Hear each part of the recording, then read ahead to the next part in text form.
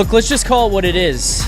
A bit of a stupid game for the Maple Leafs. I think when you look at some of the goals that were scored for San Jose, when you look at some of the chances that were given up by the Maple Leafs here tonight, when you look at some of the opportunities that the Leafs, I would say had, but I think that's part of the problem here is that there was chances that arose that they could have had, and then they kind of just fumbled it away at the last second, and they didn't really get anything prime on it, or it was just mental mistakes or not kind of giving the effort to the fullest on the shift that kind of held them back on some of those instances. But you look at this one, you walk away with a point here tonight. It's game 30 of the season. I mean, I guess at times you can get sleepy. It's a fast team in San Jose. It's a youthful team. It's a bunch of guys on the other side, as they showcased on the broadcast here tonight, who want to beat the Toronto Maple Leafs, with Sam Dickinson being a prime example, who wrote in his grade 2 yearbook, I want to play in the NHL, and I do not want to play for the Toronto Maple Leafs. But a little bit frustrating. Not really like bang my head against the wall, frustrating kind of loss. Nonetheless, a game that I'm sure myself, the viewers here tonight, and the guests we're going to get to in a second are going to have lots of opinions on, and probably rode a roller coaster throughout the entire course of this one, and I don't want to make him wait any longer. The other day when I was doing the show, you guys out of nowhere brought up that this show somehow reminds you of Leafs talk back in the day. And it got floated out there that there was a caller that you guys were all familiar with, Mike in Buffalo. And a little behind the scenes, that was an insane coincidence, because Mike and I talk somewhat semi-regularly, I would say, especially about the Leafs. When things happen, things are going on. And earlier on Monday, Mike and I had arranged for him to come on the postgame show today. So for you guys to have brought that up out of nowhere was pretty nuts. But let's welcome here to the show for Leafs Nation After Dark for the first time, Mike in Buffalo. Mike, how you doing? Good evening, Mr. Phillips. I'm happy to have you, because I told you before the show started, and a lot of people in the chat do know, and this is the game aside, a lot of people in the chat know, and I brought it up to you. I started this show because listening to that show and listening to Andy Frost back in the day in the Leafs post games, and people would call in and lose their minds on the team or propose ridiculous trades or whatever it was. Like, that's how I grew up listening to Leafs games, because a lot of times I didn't get to watch them. I was playing or practicing myself. So then I would get to hear what other people thought and fans thought. And I was like, man, that seems to be missing a little bit here. When the post games go to TV and they go to YouTube and podcasts, people and fans kind of lose that connection where they don't get to hear from each other and kind of interact the same way that we used to. So I wanted to bring that back. And then for you and I to get to connect and the chat to bring that up and make that connection, I thought it was a pretty cool thing for you to be here. So I'm really happy to have you for this post-game show today. I'm very happy to be here. And yeah, I sort of miss that interaction. And you can't really get that feel from message boards or Reddit or, and, you know, we know post-game, you know, at least radio is virtually non-existent, and when they do, they don't take callers. So I don't think they get the pulse of the fan out there. I mean, I've tried to do something because, you know, I run my own website, Hockey Hot Stove, and cover the Leafs, and you know, I'm covering the Sabres for the Hockey News. So I'm keeping my hand in everything. But yeah, I sort of missed that, and I'm glad this is a forum where everybody can contribute and talk about this team. Let's get into the game here tonight. I think you and I are pretty much going to be on the same page, but I'll throw it to you here first. I want to know where you're at, and then let's just bounce back and forth off each other on this one. I feel like this one can be a little bit more free-flowing, but what were your overall thoughts on this tonight? Like, I started it off, I kind of have a general idea of where you're at, but started it off saying, you know, and the chat knows there's times where I'll come on here and basically explode, my head's red, and you could see smoke coming out of my ears. I don't feel that way tonight. There's moments where I probably sat up off my couch and screamed, "What the fuck are you doing?" But there was also moments I was like, hey, they're doing some of the positive things we've seen over the last week and a half. It just kind of came and went throughout this one, which makes you feel like, okay, it's in there. And at times you're like, are you asleep at the fucking wheel right now? Like, how is this happening? But that's just kind of the general big picture thoughts on tonight's game for myself. Yeah, I mean, this is whenever you get up 2-0 and you don't come away with 2 points, it's got to be considered a missed opportunity. I mean, my look at this is I was comparing it in the middle of the second period when they're up 2-0. I was sort of comparing it to Ali Foreman and the Rumble in the Jungle. They were playing rope-a-dope. It was like, even though they were leading 2-0, San Jose was the quicker team. They were getting opportunities. Hildeby was, I think, standing on his head, using a vernacular that Jeff Merrick likes to use very often. And then when Orlov got that goal late in the second period, I'm like, this is a game. And they dodged a bullet please, it would have been the opposite of poetic for Ryan Reeves to score the tying goal. I mean, I think everybody in the upper deck of any stadium would have jumped off had Ryan Reeves scored the tying goal. But it ended up being another former Leaf in John Klingberg. Gee, what a shock. But, you go 2-2 into overtime. I mean, you had to be thankful, especially after Hildeby made that ridiculous circus save behind the back. Yeah. You're saying, okay, you got a point. Now go after the second point. And really, other than cycling the puck, I mean, a couple opportunities, Nylander takes it back out of the zone. And they really didn't have a great chance in overtime. And, you play around with this team with a lot of young talent and a lot of Toronto area kids who want to beat the Leafs. The writing was sort of on the wall. Yeah, it's unfortunate too, because it's like in a normal situation, a normal season, like even if this was last year or the year before that, I probably look at one of the games like this and it's like, man, that sucks. The blown opportunity, the chance for 2, losing it. But you probably say, it's okay. Like, you're still at the top of the standings. You'd rather have 2, but 1's fine. And all the reasons you just laid out, when you get to OT and it's like, that wasn't that great. And you're watching these young guys who are excited to play here, get on the big stage, whatever. You kind of need the points here right now. You look at Montreal, who's winning here tonight. You're looking to try to climb up the standings. You do want to get those, so it's not really like you can squander away those opportunities. I'll throw this out there to you. I think I grew up playing lacrosse. I think that the NHL, just for overtime, and specifically 3-on-3, needs to implement an over and back rule. So if you go over and back on center ice, this is where I lose, where I don't know where it goes from here. But I think the play should be blown dead and it goes into the defending team zone effectively, where like if the Leafs bring it over and back, it goes back into their own zone and a faceoff's in there, essentially like an offside. I can't stand the regroup back into the neutral zone every time. You get up to the blue line, you force yourself into a position where you're out of room. That should benefit the defending team. That shouldn't be like, oh, let's get out and spend 30 seconds circling around. Well, I mean, those arguing for extending the 3-on-3 overtime, this game was sort of an example of no, because if you're going to keep doing what you're doing right now, forget it. Especially, and then after 5 minutes of back and forth and back, I mean, it's one thing if there would be exchanging rushes. It's sort of like you maintain possession. It's like the four corners offense and the old four corners offense in basketball, where you can basically hold on to the puck and hold on to the ball forever, and there's no repercussion. As long as you maintain possession, you've got the opportunity, you can generate the opportunity to score. And then after 5 minutes of that, you go to the most annoying part, which is the shootout, which I absolutely can't stand. I wish they would get away from it. But you have to. I mean, I'm old fashioned. I don't mind ties. But if it's going to be 3-on-3 overtime, boring 3-on-3 overtime, and then a shootout, why don't we just save ourselves a bunch of trouble and time and just end the friggin' game in a tie? Yeah, I'm with you.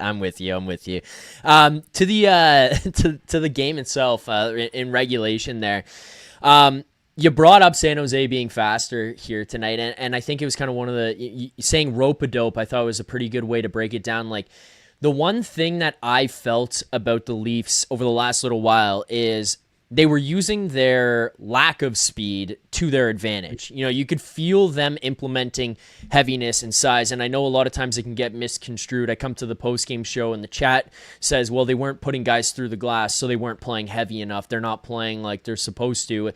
I kind of disagree with that. I think that you can make the game a tougher for the other team by making it like they're playing in mud, and that's kind of how it had felt for me. Like when you look back to Monday's game against Tampa, when you look to Thursday's game against Carolina, those are two good teams that they just basically said, like, you're not getting anything easy on us here in these situations.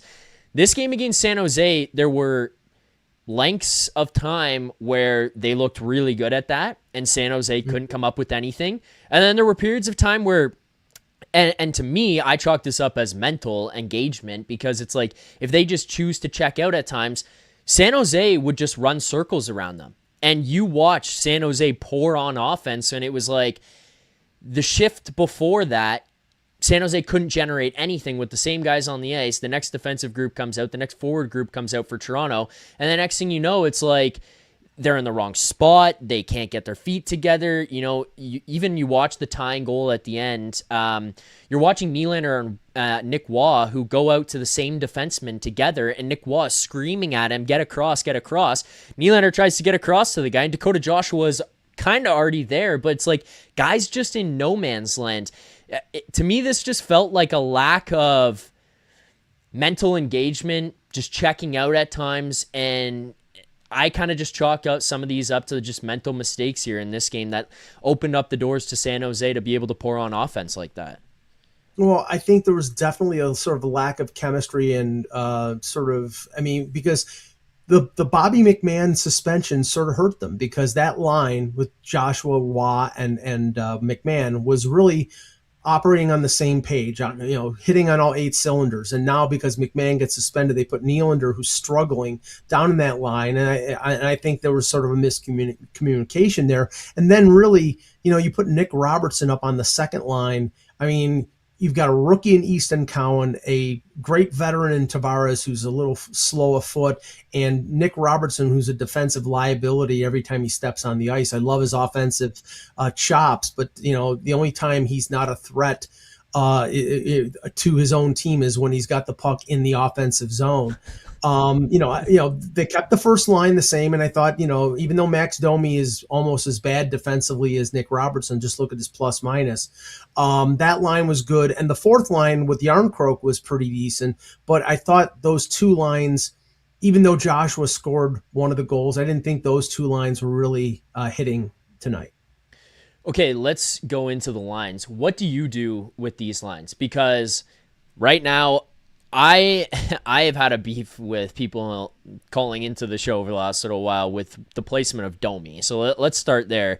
I'm not in love with Domi's fit on that first line. I think it can work in the regular season, but it kind of feels like a Band-Aid on a bullet hole there, where it's like it will be fine. It can get you through. He can elevate his play. But I think about long term, like you're not just trying to get through 82 games. You also need to kind of think about playoffs. If Max Domi is your first line right winger in the playoffs, I think you're in a bad spot. And I think you look at, as you brought up, some of the defensive situations, the defensive woes that you have. Max Domi's a big problem for that. And you don't want situations where Matthews and Nyes are in your defensive zone for extended periods of time because the guy who's over on the wall is, for lack of a better term, making them play shorthanded at times in their own zone. Like, that to me is a big problem. I don't love the fit there. I think Max Domi can be a useful piece to this team, but to me, it's in the bottom 6. I don't know if you're in agreement with the usage of Domi and where he's kind of positioned on this team right now. Well, ideally, you would want him in the bottom 6, but Craig Berube's got sort of a blind spot when it comes to Max Domi, because if he plays him in the bottom 6, he plays him at center, and he could be the worst defensive center in the NHL. He cannot win faceoff. He cannot play up the middle defensively. He doesn't have that responsibility. So I think the only place you can play him is on the wall. And as you just talked about, I mean, Nyes and Matthews have to cover defensively for him, and he can't win a puck battle along the wall. But you can't sit him and you can't waive him because he's got 2 more years at $3.75 million. So unless you trade him someplace, and I don't know who would take him right now, you're stuck with him. a couple years ago when Matthews in the Boston series was playing with him and Tyler Bertuzzi, that was an effective line. I mean, I can see, and I've said for a while, playing Max Domi on the wing with Matthews, because Domi, the one thing Domi does well is he's a good passer. He's a good playmaker. Putting him with Matthews, I think, does you the least amount of harm. But if it's a question of putting him at center on the third or fourth line or putting him on the wing on the number one line, I'd rather play him on the wing on the number one line. But to your point, if he's the Mitch Marner replacement in the playoffs on that right wing, you're not going very far. This is up to Brad Treliving. You have to find yourself a top six forward before the trade deadline. But right now in the list of priorities in terms of the deadline, I've been saying top six forward, but now with all the injuries on the blue line and all the uncertainty, you got to be thinking that he's going to be looking for a defenseman or a couple defensemen the way things are going. I think one of the unfortunate realities about because I keep doing it too, where I have to check myself. I think back to that line that you're talking about, the Bertuzzi, Domi, Matthews line. I think part of the reason why that was so successful, which sucks to kind of have to admit, because if you think about comparatively just names here, Nyes, Matthews, Domi, Bertuzzi, Matthews, Domi, you should be in a much better spot with Matthew Nyes on that other side. I think the problem is the big guy in the middle might not be anywhere close to the guy he was when he was on that line with Domi and Bertuzzi. And I don't know that he gets to that place again. Like watching him right now, you can see him be effective on shifts. You can see him making an impact in the defensive zone. He's got a good 200-foot game, not taking anything away from him. Not taking away even the fact that he's getting chances, which has been brought up to me a few times where people are like, are you watching the game? He's getting chances. My concern then, Mike, comes with he's getting the chances. He's not scoring on the chances. And at some point, it's got to break through. Like I can give him enough of a break to be like, bad luck, bad luck, bad luck. When is it no longer bad luck? Well, he's on a 40-goal pace, but I know. Yeah, I know. I know what you're saying. But he has set the precedent of being a 60-goal scorer, and you might be right that he may never get there again. I mean, he'll still be a very effective player, but this team, especially with number 16 going to Vegas and being number 93, they need Matthews to play as close to being as prime Austin Matthews, and he's only 27 years old, so it's not like he's past his prime. But they don't need him to be Philip Deneau. They don't need him to be a two-way checking. They need him to be responsible defensively, but they need him to create. And right now, if you notice in this, this recent streak of good play, I think they're now 5-1-2 in their last 8 games. Yep. And that's excellent. They need to keep that up to climb back into the playoff race. He hasn't really scored a ton. He scored a goal here or there, but he's playing excellent defensively. And, that sort of feeds into what Berube is basically asking them to play low event hockey.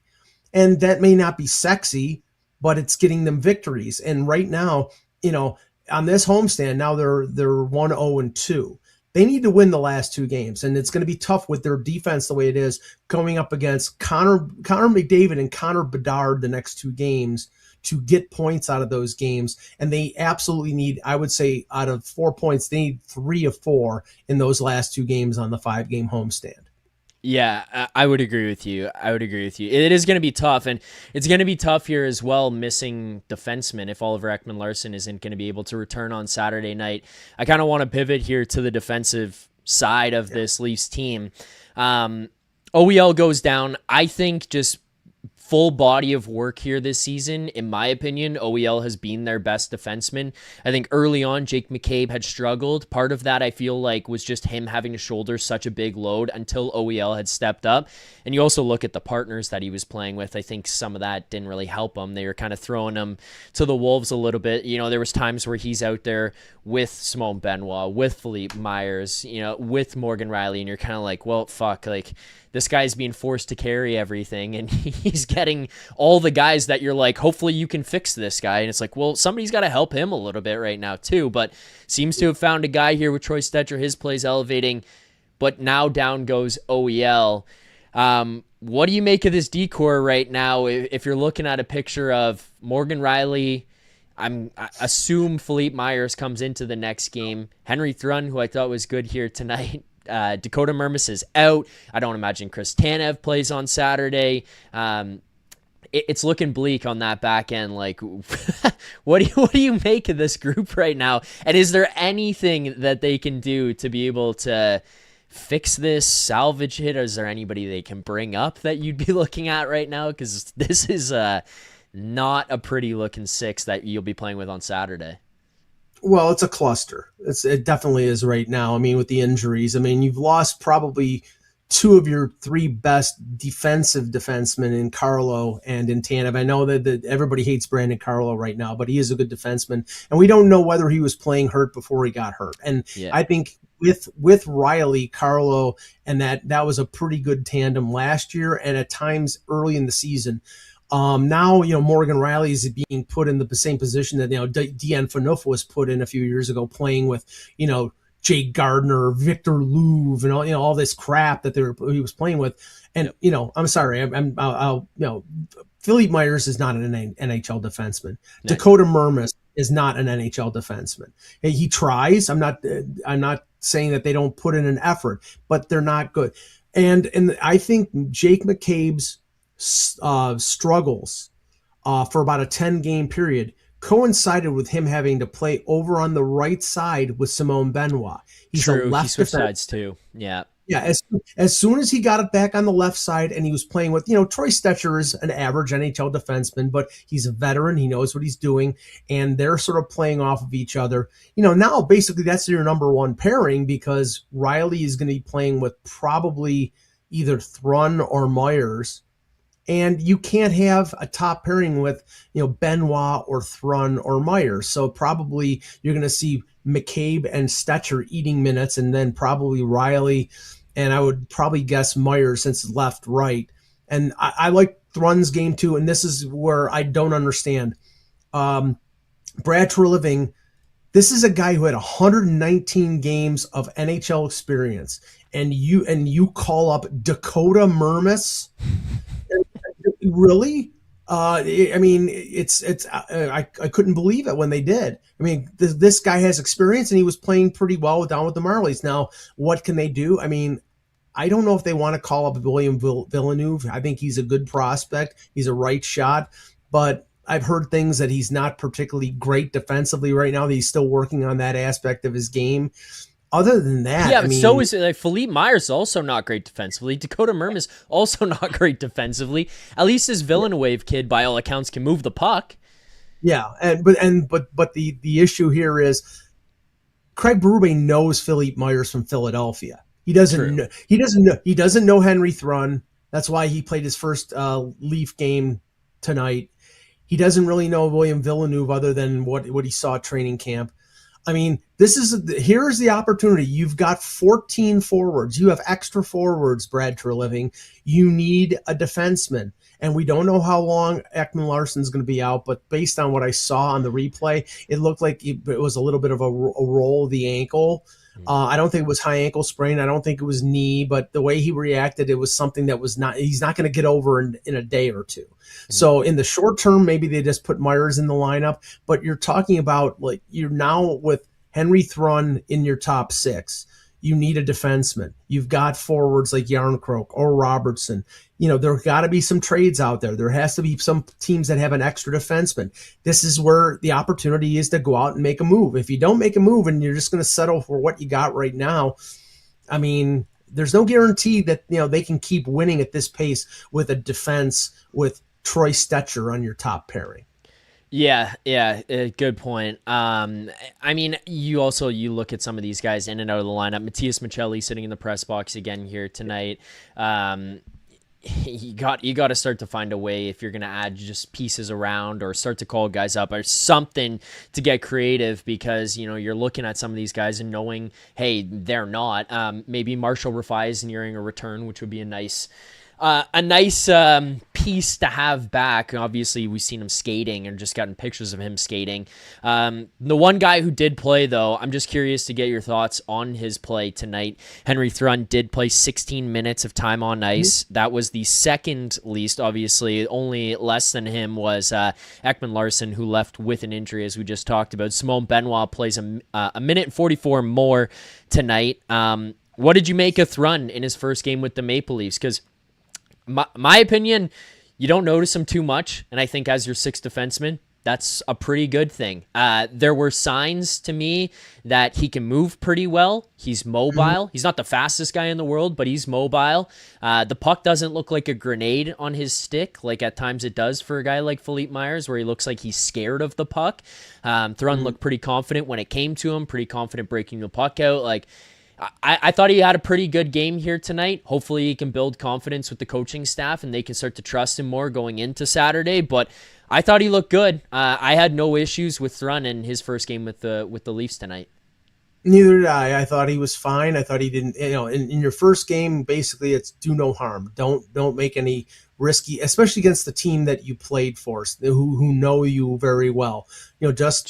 Don't make mistakes. Get it out of the zone. If you're going to carry the puck, get it over the red line, shoot it in. I thought he was fine. I thought, and I think, obviously now with Ekman Larsson out, he's probably going to get more responsibility.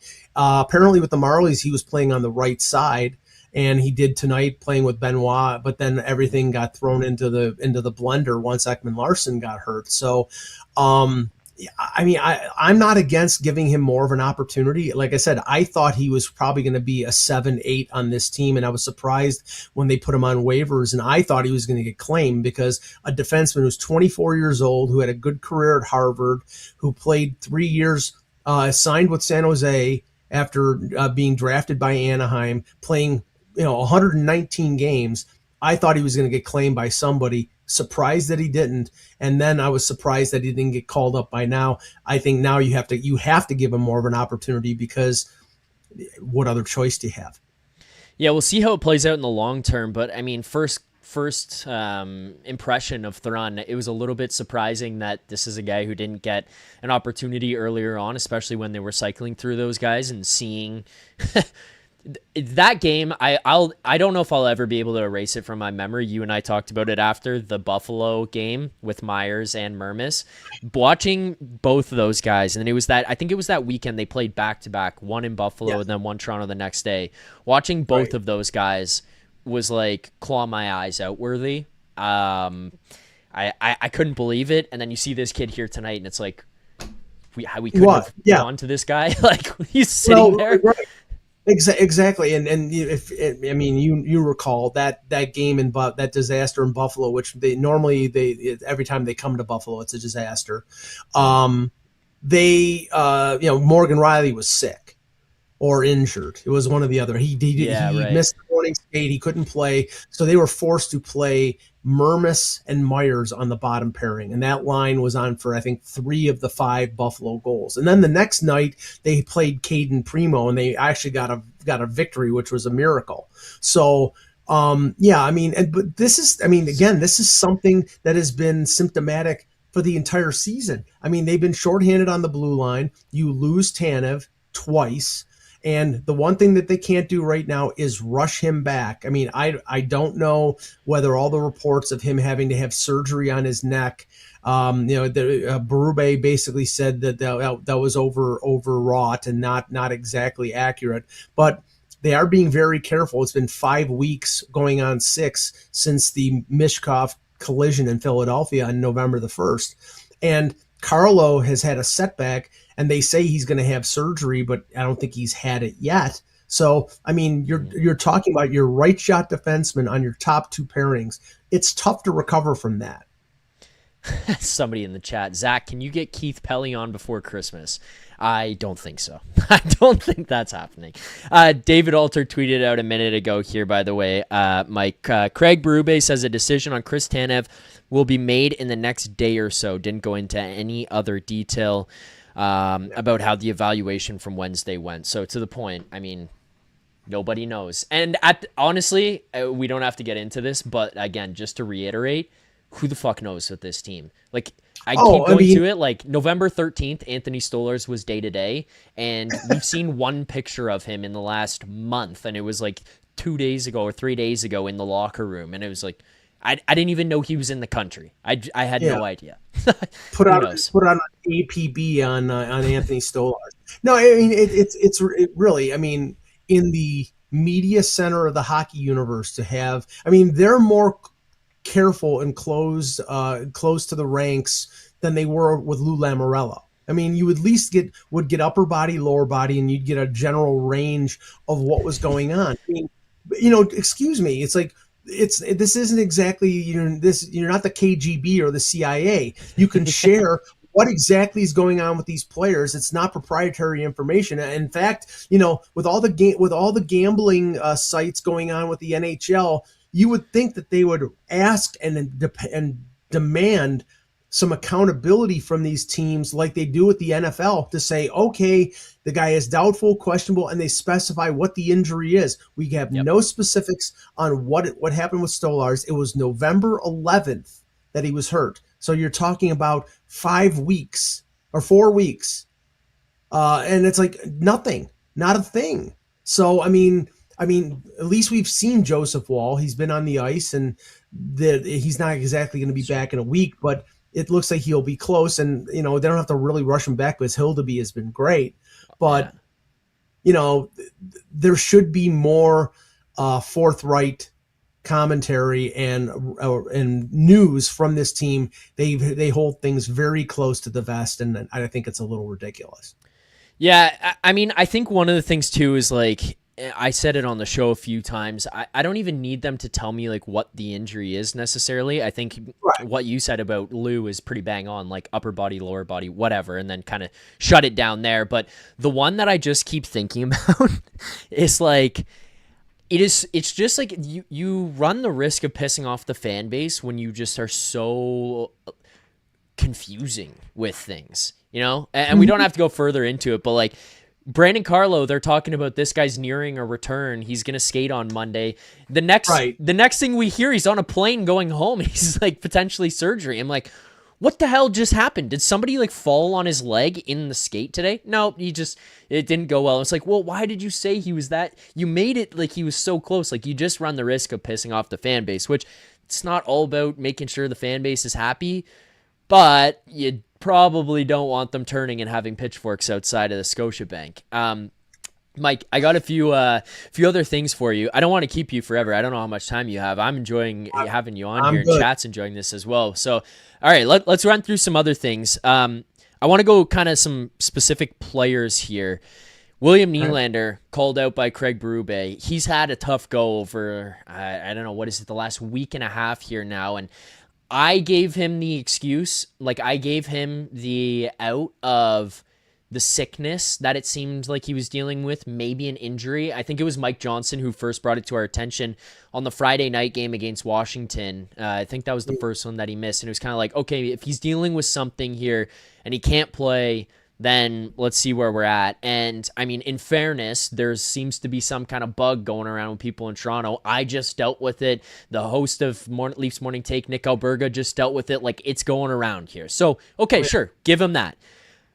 We're a week and a half later. I don't necessarily know that this was a full 60 for William Nylander tonight. That would suggest that he was much better.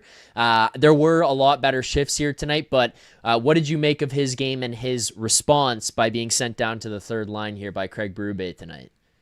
Well, I've always referred to him having sort of a split personality, like Dr. Jekyll and Mr. Hyde. It's like I always say, Dr. Nylander or Mr. Willie. And we've seen a lot more of Mr. Willie in terms of just sort of being checked out. Now, to his defense, for the first, I'd say 20 games of the season, he was probably the best Leaf, him and John Tavares. But they both slowed down. I think, maybe the weight of carrying this team for all that time, maybe wore down on him. I mean, Tavares was playing with Matthews out, was playing 18, 19, 20 minutes a night. And, you don't want a 34-year-old Tavares playing those kind of minutes. And Nylander was logging pretty close to that as well. I mean, we know scores are streaky. He's not getting as many opportunities. he'd be dealing with something, beside the illness. Maybe he's dealing with an injury, based on the fact that they're never, they don't reveal anything. And that could be a possibility. But with this team, without number 16, the options in terms of fallbacks are much less. And you need Matthews producing, and you need Nylander producing, and you need, to a lesser extent, Tavares producing. And if you don't have all those things happening, then this team is relegated to playing the way they have the last 8 games, which is playing like the 95 Devils. They have to play shutdown hockey. They have to play limit opportunity. And, I don't think Lee fans are complaining if they win, but the margin of victory and defeat is very slim. You lose to the Montreal Canadiens, who were, the way they did, with Hildeby standing on his head and then losing a shootout. And tonight, you have a 2-0 lead, and you have to hold on to it. And we know that this team isn't particularly great defensively, but when you have all 3 forwards coming back in the defensive zone and helping out the blue line, the problem is that it's very tough to generate offense going the other way when all 5 players are in your own zone. You have nobody cheating, and that's what Nylander does, is he cheats. He hangs at the blue line. He waits for that breakout pass from Riley or whoever, and the way that they're playing right now might not suit the type of player that Nylander is, but he's not going anywhere, and Berube's got to learn to work with him. And in spite of the fact that they talk to each other so much and sort of bicker on the bench, I think the dynamic is okay, and I think eventually he'll get jump started and start scoring. Yeah, it's tough, right? I think the one thing that makes it stand out even more is when Matthews is playing or producing, I guess I should say, at a higher level where he's like in the elite where, and again, I'm not trying to shit on 40 goals. Like, that's scoring 40 goals. There's guys who don't score 40 goals in their entire career, let alone in a single season, and put that up every year. And to be on that pace here, even in a year where we're looking at him and saying, hey, maybe he's still behind the 8 ball, it's awesome. But like, if he's not putting up points that next level, then the responsibility gets put to other people that extra amount, and then you don't have Mitch Marner here anymore to provide those points, which is fine because you're getting some of the depth production, you're getting some other guys stepping in, but then you just watch those ones, and I think it's the ones where you kind of sit there and you're like, oh, that's bad on tape. When you watch Nylander where he goes full straight-legged, straight back, he's got the hands at the sides, and you're like, the turnover in overtime by Willie, and then the lack of, obviously tired, but the lack of back check from Matthews that it seemed like on that one, it just makes it hard to be looking at and being like, you're in a tight game here and you can't find a way to get that done. It's a little bit frustrating, but it's the highs and the lows of these guys. I also will throw in there one thing, and I don't know how much weight you put into this. The schedule. Oh. It is grueling. And I know there's people who are like, they make a lot of money, they fly on private planes, they have access to everything. Fair. Sure. Okay. It's still a lot more than they're used to dealing with in a normal year. And it seems like every team around the league, which obviously isn't an excuse for the Leafs, but like, I'm sure if you watch every other team around the league for 82 games, you're going to notice similar trends outside of like Dallas and Colorado, who are also experiencing the same ebbs and flows. Okay, I cover the Sabres for the Hockey News, and look at the Sabres, just as an example, just look what the Sabres are going through right now. They've lost Danforth, they've lost Erie Kulich, Josh Norris has been in and out of the lineup. They lost Jason Zucker on this road trip. They lost one of their goaltenders, Colton Ellis. They've had 7 or 8 players on IR at times this year. It's a joke, the schedule. Now, this is why, I'm all for, believe me, I'll be watching every game at the Olympics. But if you're going to go to the Olympics, start the season in the middle of September. You cannot ask these players to play 4 games in 6 nights multiple times a month. You're ruining your product, and also you're ruining these players because they're getting hurt. And I have been a critic of the rink in Milan, this joke that they can't build a 200 by 85 rink. I joked, and Jeff retweeted it. I said, I didn't know they were building the Odd in Buffalo in Milan. Yeah. It's like, I mean, it's absolutely ridiculous. So it's like, I mean, if the ice isn't good, I say don't go. But all the players want to go, so it's like if they want to go, the NHL is not going to stop them. The PA is going to back them, and these teams. If I were Edmonton with Connor McDavid or Colorado with Nathan McKinnon, and especially Colorado having a chance to win a Stanley Cup, I'd be crossing my fingers and toes, worried about Nathan McKinnon getting hurt in Milan, like John Tavares got hurt in Sochi 11 years or 12 years ago. Yeah, the schedule just is insane. The rink thing is something else. It's ridiculous.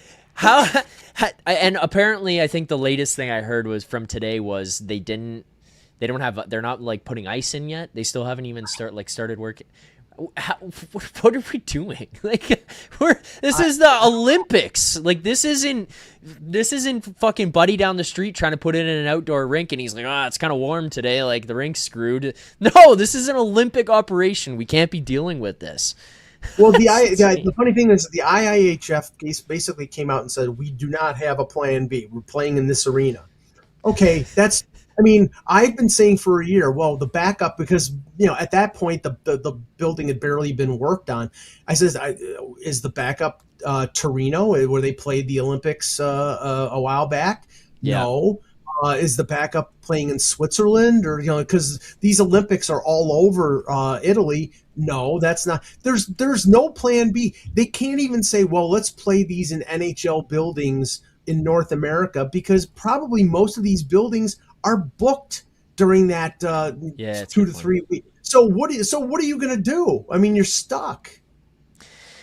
I proposed on Merrick's show, that's the same thing that you just poked the hole in the balloon on, was that the NHL comes in over the top last minute and says, you want international hockey, we'll give you international hockey, and they find a way to clear space in arenas and give it to them. But yeah, it was Stephen Ellis who suggested on Twitter the other day they should host it at where the Spengler Cup is in Davos, which is also like the coolest fucking arena in the entire world. I love that arena. But couple more things for you here on this one. I want to know where you're at on Easton Cowan. I have a caller on this show who regularly goes to war with me, who is adamant that Easton Cowan needs to be in the AHL. I disagree. Not because I don't think he can use the development, but just because I feel like watching him, I'm seeing the player develop, and I don't think I'm seeing the guy lack confidence. If I started to see confidence teeter, if I started to see, dumb mistakes happening over and over and over again, or repetitive mistakes, I'd probably be leaning much more towards like, yep, let's send him down to the Marlies. Let's get him down there and play 25 minutes a night, whatever, and give him that chance. But I'm on the side of keep him here until that happens. And right now, I feel like we're watching the player continue to grow, regardless of if it's at a rapid clip or if it's kind of inching along. Where are you at on Easton Cowan's game? I mean, even specifically how he played tonight, and kind of where do you stand on the argument of AHL, NHL for Easton Cowan right now? At the beginning of the season, I was in the camp of, if he's not going to play, he's got to play with the Marlies. And the one time where they said he was going to be a healthy scratch, they sent him down to the American Hockey League, and I think he played a couple games. If he's going to play in your top 9, then I have no problem. And I think he's improved. He's not a liability defensively. He's a little feisty. He goes to the dirty areas. The sort of curl and drag play that he had tonight, where he had a really good scoring chance on Sam Dickinson, his boy from London. Yeah. So I mean, it was a great play, and it was probably next to the 2 goals their best scoring chance. So I think keeping him with Tavares makes a lot of sense. Have the sage veteran work with him. Tavares can win faceoffs. He's a good playmaker. I think Cowan has got sort of that innate sense. Could he have had some a benefit from playing 20-25 games in the American Hockey League? Sure.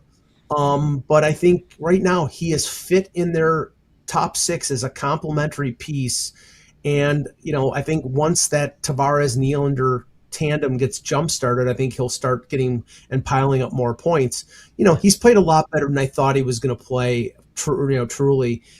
Don't put him on the top line. Don't put that kind of pressure on him. Don't play him on the right side, which is his off wing. He's a left shot. He's a left winger. I think he played most of his career in London on the left side. Keep him there. Keep him where he's comfortable, and let him learn. But yeah, I'm all for keeping him right now. What this team has, they have a glut of forwards. And I think when somebody gets injured, then that's a benefit. But honestly, unless Matthews is out, you've got Yarncroke, you've got Robertson, I think you've got too many extra bodies up front. And I think in a perfect world, you flip one of those for a defenseman. And I think you probably need it pretty soon. Yeah, I would agree with you. Also, to the point of Cowan here as well. I mean, he's on a little bit of a dip, undeniably, or a plateau, maybe more so than a dip, I would say, where the last 6 or so games, it's kind of felt like, hey, maybe it's not his best game every night. What does that timeline match up with? William Nylander basically going from top of the top to the guy that the chat comes on here after the post during the post game and basically goes on over and over and over again about look at straight leg Willie, this guy's not engaged, and look at the lack of points in the last little while, and it's and then we're also having a conversation about, oh, Cowan's not producing, Cowan's not doing this, and it's well, the line's not, and I don't think it's because of Cowan that they're not, and when you see them spread out, you can kind of see that there. So I think some of these things kind of go hand in hand, that you watch one side and Nylander, Tavares slow down a little bit, Cowan's going to naturally slow down. And I mean, the other thing I'll ask you with Cowan here is, do you think there's a risk of these guys? You see it a lot in Buffalo, and I think Jeff Merrick brings it up on the show a lot, is, it's hard to overcook guys in the AHL and give them that opportunity, but it's pretty easy to bring guys up too early and ruin that development. Do you see that possibility here for Cowan? And I'm not saying if he's playing 8, 9, 10 minutes a night and they're just going to sit him and take opportunities away, or healthy scratch him, because I'm 100% on board that that's the wrong decision. But if you're playing him 15, like he played here, he dropped down to 10 minutes tonight, that is. But if he's playing 15, 16, 17, like he's played over the last little while, and he's playing with John Tavares, playing with William Nylander, do you think there's the same risk of that development getting stunted and ruining what the player could be? Yeah, they've primarily played him in a top 6 role. It's not like they're asking, because remember, early in the season, we thought, and in the preseason, we thought he was going to be a 4th liner with Scott Lawton and Steven Lorenz. And I was completely against that, because you want this guy to play top 6 minutes and power play in the American Hockey League rather than playing in a bottom 6 role in the NHL.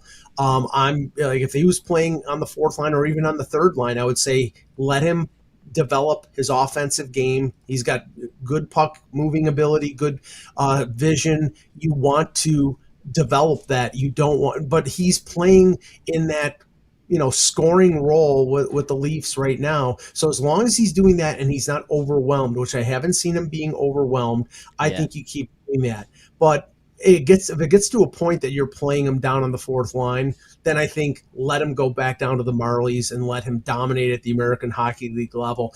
Buffalo, I give them a little bit of credit, if you can believe it. Consta Helenius is probably their best prospect in their organization. He came over to the American Hockey League at 18 years old. He played a full year with the Rochester. He has not come up once. They've had injuries at center, and they have fought the urge to call him up. They've called up Noah Ostlund. They've called up Isaac Rozan. They signed Trevor Kuntar and called him up. They've resisted the opportunity to call up Helenius. It may be at the end of the year they give him a game or two, but they're not going to rely on a 19-year-old kid who's not ready. Yeah. Cowan is 20. He won everything at the Ontario Hockey League level. I think he's ready for at least a top 9 role, and I think he's shown it at times. So unless they're lowering him in the lineup or scratching him as a healthy scratch, I think you just keep going with the way they are. Yep. I mean, I'm with you. So, hearing that, I'm pretty much, we're on the same page on that one. Last thing for you here before I let you go. Just want to get your thoughts on the power play. They score here tonight. They were 0 for 11 on their last 11 before that one. It's Matthews' first power play goal in a month and a half, which almost just doesn't even seem plausible when you think about the guys on that power play, him being out there, and just the fact that the unit itself can't score. He can't score. Where are you? I don't even know how to ask you the question because, like, I've had Rosehill, I've had Hutton, I've had Alberga, I've had the chat come through here. I've given my own opinions. I've asked a billion different people. So I'm just going to, like, throw this one your way and see what you do with it. Like, what do you make of the power play? They scored tonight, so they snapped that streak, and it's Austin Matthews who does it. But where are you at with the power play? What did you think it looked like tonight? Is this something that maybe we can hope for as, like, breaking open the door to have success going forward, or you think that might just be a one-off? Like, where are you at right now with the power play? Well, I mean, Austin Matthews scores on a cross-ice one-timer from Nylander. So, I mean, that's a failure of San Jose to prevent that cross-ice pass. I mean, first of all, the 5-forward power play should be thrown into a volcano. You do not have a forward with the two-way ability that Marner had and the passing ability as a pseudo power play quarterback to run the 5-forward power play. And why? What, you needed to put Easton Cowan on the power play? I know he's very creative, but you don't need to do that. So you have to have a defenseman on the power play. Now, if Ekman-Larsson's out, and he would have been my choice because he's got a better shot, I don't have a problem with Morgan Riley. But the thing is, to defend the Leafs power play is a lot simpler when you don't respect the shot from the point. And we know Morgan Riley does not have a shot from the point. When he scored 20 goals a few years back, he was expert at filtering the puck through the box and getting it to net. He doesn't do that anymore, or at least the way they're playing them, they're spreading out basically to cover Nylander and Matthews on the wall, and they're basically saying, please, Morgan, shoot. And that's why I think their power plays more easily defended with Riley. But you really don't have many options. What are you gonna put, Jake McCabe out there, Simone Benoit? I mean, and you cannot put 5 forwards out there. So because Austin Matthews on the point on the power play is just plain dumb. And maybe that was desperation. Maybe Mark Savard was just throwing something at the wall and hoping they would stick. Well, it stuck in a bad way. So I think you just go with Riley and you keep trying, because they're handling the puck like a hand grenade. They really are. Yeah. They're not. They're these are very talented offensive players, and I think they're a little slow on the pass. I think they're handling it badly. I think they're not using the creative juices that they normally have. And I think eventually it'll come, but right now I think it's a more of a crisis of confidence than anything. Yeah, it seems, and it's like it's really dumbing it down to say this, and so simple to say this, but I keep going back to, like, a sense of urgency on the power play. How many times do you watch Matthews or Nylander where on the flanks they walk down towards the net and then they just kind of like look and then they're like, no, and then they turn towards the wall and skate back up? And I get that you're not trying to force the pass, and I get that you're not trying to force the play, but, like, I watched the Colorado power play against Nashville just the other night, and this one, it was standing out of my head. They didn't score on the power play, but you watch the movement from those guys, and it's like you watch Cale Makar and McKinnon and Landeskog specifically. You see those guys, and it's like, pass the puck, move your feet. Pass the puck, move your feet, and it's with purpose. It's with direction. You know, you're moving the puck to make something happen. You're not moving it for the sake of moving it, right? There is the idea of, I'm going to give it to you, Mike, on the half wall, and the second it leaves my stick, I'm burning down through the middle, and then if I'm not open on that play, maybe the lane opens for you to walk, or the guy who's coming in from the other side, who's playing the other half wall, who's on the other side for the one timer, he's gonna filter in up top to me, and he's now an option because the guy's followed me down low, and he's now open. It's like you're moving to open things up and to open lanes and to attack lanes. And then I watch this Leafs power play, and it's like, JT's got his spot in front in the bumper. Nyes has his spot in front of the net. Nylander and Matthews are on the wall, and Morgan Rielly's up top. And it's like, pass to Matthews, pass to Rielly, pass to Willie, pass to Rielly, pass to Willie, pass to Rielly, pass to Matthews. And the defense kind of all just stands there, and they're like, okay, like, you guys want to stand there for 40 seconds? Stand there. Like, what the fuck are you doing? Well, I mean, and even worse than that, I mean, there is no fear when it comes to defending the Leafs power play. These teams are standing up four on the line, and nobody respects the stupid drop pass in the neutral zone to generate speed. Okay, they drop the pass, and then you have four Leaf players abreast at the blue line, and the one carrying the puck, and the other team is standing four at the blue line, and they don't want to dump it in because they don't want to give up possession. So what happens? They try to force themselves through a hole barely big enough to fit a skater, and they lose the puck 9 times out of 10. So unless they win the faceoff in the defensive zone, in the penalty killing zone, and dominate the puck from the very beginning, it's all one rush or one pass and a shot, and then it goes down the ice. I mean, that's the problem right now. They don't possess the puck, and they don't gain entry like they used to into the defensive zone. And when you can't do that, then that's half the battle when it comes to killing a penalty against the Leafs. Yeah, and to be clear for people, he helped, but they still suffered this issue when he was here. It's not a Mitch Marner being gone problem. No. Like, it was a problem when he was here as well. Also, I mean, Mike, like sorry, go ahead. No, I was just going to say, can I just say how many people would be complaining right now had they paid Mitch Marner 13.5 million and he had 6 goals like he has in Vegas? He would be getting excoriated every time he touched the puck. So, you can piss and moan and complain about Mitch Marner leaving and how this team misses Mitch Marner. The way he's playing right now, and I've watched a few games in Vegas, he would be getting destroyed in Toronto. So maybe Toronto was better off. Yeah. I mean, still looking for a top 6 guy, but yeah, I'm with you. The other thing too, Mike, I was just gonna say, like, final thing on the power play for me, the overthinking was I did a pregame the day that they switched the power plays. Mm-hmm. I love Easton Cowan. When they put him on the 5-man unit, I was like, you know what? I'm just exhausted of talking about this. Like, whatever. I kind of was just at the point where I was like, I don't care. Like, if they score tonight, they score tonight. If they figure it out, they figure it out. It didn't work. Okay, change it. I'm fine with that. When I was losing my mind when they went OEL on the point. That's what I agreed with. I wanted that. And they kept Easton Cowan and took Matthew Nyes off. I'm like, I love Easton Cowan. Matthew Nyes serves a very clear purpose for something you lack. Like, he does the thing that you don't do very well in front of the net. Like, he's got to be there. They take him off. And I'm like, I was freaking out on the pregame, being like, this is a mistake. This is a mistake. The next game, Mike, they take Cowan out. They put Nyes back in.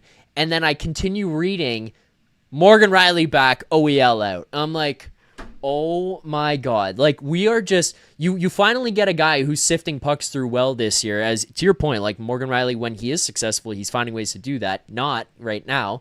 OEL is putting pucks on net and kind of being an offensive threat. You finally put the guy back there who can get pucks through. You don't have a net front guy to cause any kind of chaos, tip pucks, get rebounds, cause problems for the defender in front. So you lack that if you put Cowan and not Nyes. And then you just are like, well, the solution here is to put Morgan Rielly back there with Matthew Nyes. Well, I mean, I think going in circles with some of it. That's a failure of the coaching staff, because, I mean, how long did they keep Oliver Ekman-Larsson at the point on the power play? I think it was 2 games. Yes. 2 games. And then they went back to Rielly. They first tried the 5-4 power play. That was a disaster. That shorthanded goal against Florida was unforgivable and got a team that was beaten back into the game. And then they go to Ekman-Larsson for 2 games, and then they go back to Rielly. So, I think that's a failure of Mark Savard, who I've heard from a lot of Leaf fans. Oh, why don't they fire Savard? I mean, in the end, I think it's a failure of the general manager not being able to get a top 6 forward. and the failure of the coaching staff to coach up the talent that they have right now. And I don't think there's anybody on that second power play to move into the first power play unless it's Ekman-Larsson. And now we don't even know how long Ekman-Larsson is going to be out. So that option is gone. I mean, Yeah.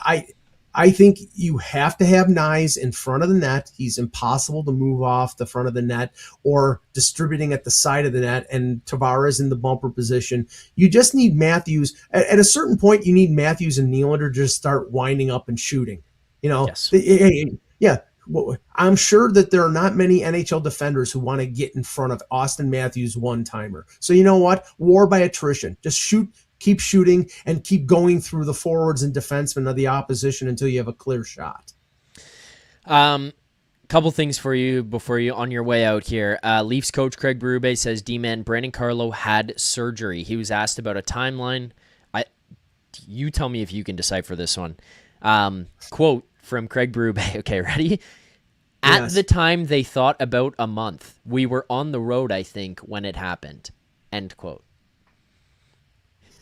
Okay, so the way I'm interpreting that, the Berube speak, they were on the road last week, so he had the surgery last week, and if it's a month, then he's 3 weeks. He's 3 to 4 weeks away, so he won't be back until the new year. So that's you cannot, my interpretation. you cannot depend on Brandon Carlo to be playing a game in 2025. And now we'll find out in the next couple days about Tanev. I don't think they want to rush him back, because if he has another if it's neck or concussion, I think his season is over with. So do not rush him back. Feels very much like Jake Muzzin, if that's the. I heard that. I heard that comparison, and I hope for Tanev's sake that that's not the case, because we know that Jake Muzzin came back and then one thing in his career was over with, and I think his career was over with way too early. I think he would still be playing now had he not had that injury. Tanev is, I think, probably their most valuable defender, because he's a right shot and he's a shutdown guy. And if you don't have him in a playoff scenario, you're operating shorthanded, because he's one of the best defensive defensemen in this league. The update here on OEL is update. Let's call it that. Quotes update. Yeah. Craig Berube on OEL. Lower body. Got to be reevaluated tomorrow, and this is where I'm like, you're a liar. We'll know exactly the length of it. Sure. Yeah. You'll know it. You'll know it. You just won't tell us. Yeah, exactly. That's a fair point. Right. He says he's been great. He'll be missed. Hopefully, it's not too bad. He's played some great hockey for us. Yeah, thanks for you're very revelatory there, Craig. I've never heard somebody speak more nonsense or more and not communicating nothing because that's what he did. It was babble. That's all it was. Yeah, I don't know what to make of that. Mike, I appreciate you calling in here. The chat seemed to enjoy that. A lot of people asking for you to be a regular. So if you're around and you're willing to, I'm happy to have you back at any time. More than welcome to come on here. This is a fun hour. It did not feel like an hour either. So I appreciate you giving me this much of your time on a Thursday night to 11 p.m. Eastern here. I can't wait to have you back again. Anytime, Zach. Anytime. There you go. Mike in Buffalo. Appreciate you jumping on the show. Hopefully the chat enjoyed that one. Hit that like button, subscribe here, Leafs Nation 401 if you did enjoy it. Thanks to Mike for jumping on. I know a lot of people have listened to him for a long time, have been following him, and a lot of people were fired up when they did see his name on the listing for the show here tonight. We're going to get to more callers on the show as well, and we'll continue to break down tonight's game against the San Jose Sharks, dropping this one 3-2 in overtime. Yeah, not a headbanging one, as we kind of broke down and talked about with Mike, but still frustrating, especially when you have a lead and it's a younger team. It's a team that you feel like you should be able to walk away from with a victory, especially on home ice, and you don't. But we'll keep breaking that down, especially as we have the callers lining up here in the post-game chat right now. So let's start first and foremost with our super chats. Our super chats, our proceeds from our super chat go to Sick Kids Charity. You want to get your question, your comment, your thoughts, your concerns, whatever it is, read here on the show. You send those in via the super chat function. You click that $, you type in your message, you write what you want to say, and you click send. It'll come here to the show. I'll read all of them. Let's go to this one from Les Nandor 4310. Les says, "What the hell is Nylander even doing out there defending with a pulled goalie? All he does is float around at the blue line. He is a complete defensive liability." What the hell is Berube thinking?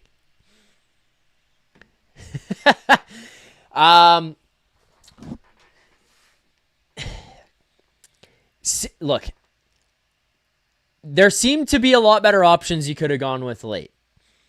Matthews, Nyes, I would avoid Domi, JT, Waugh and Joshua I was fine with, really. Lawton I'm okay with. Combinations of those guys, like, you got a chance to walk away with 2 points and you squander that because of a late goal that you give up.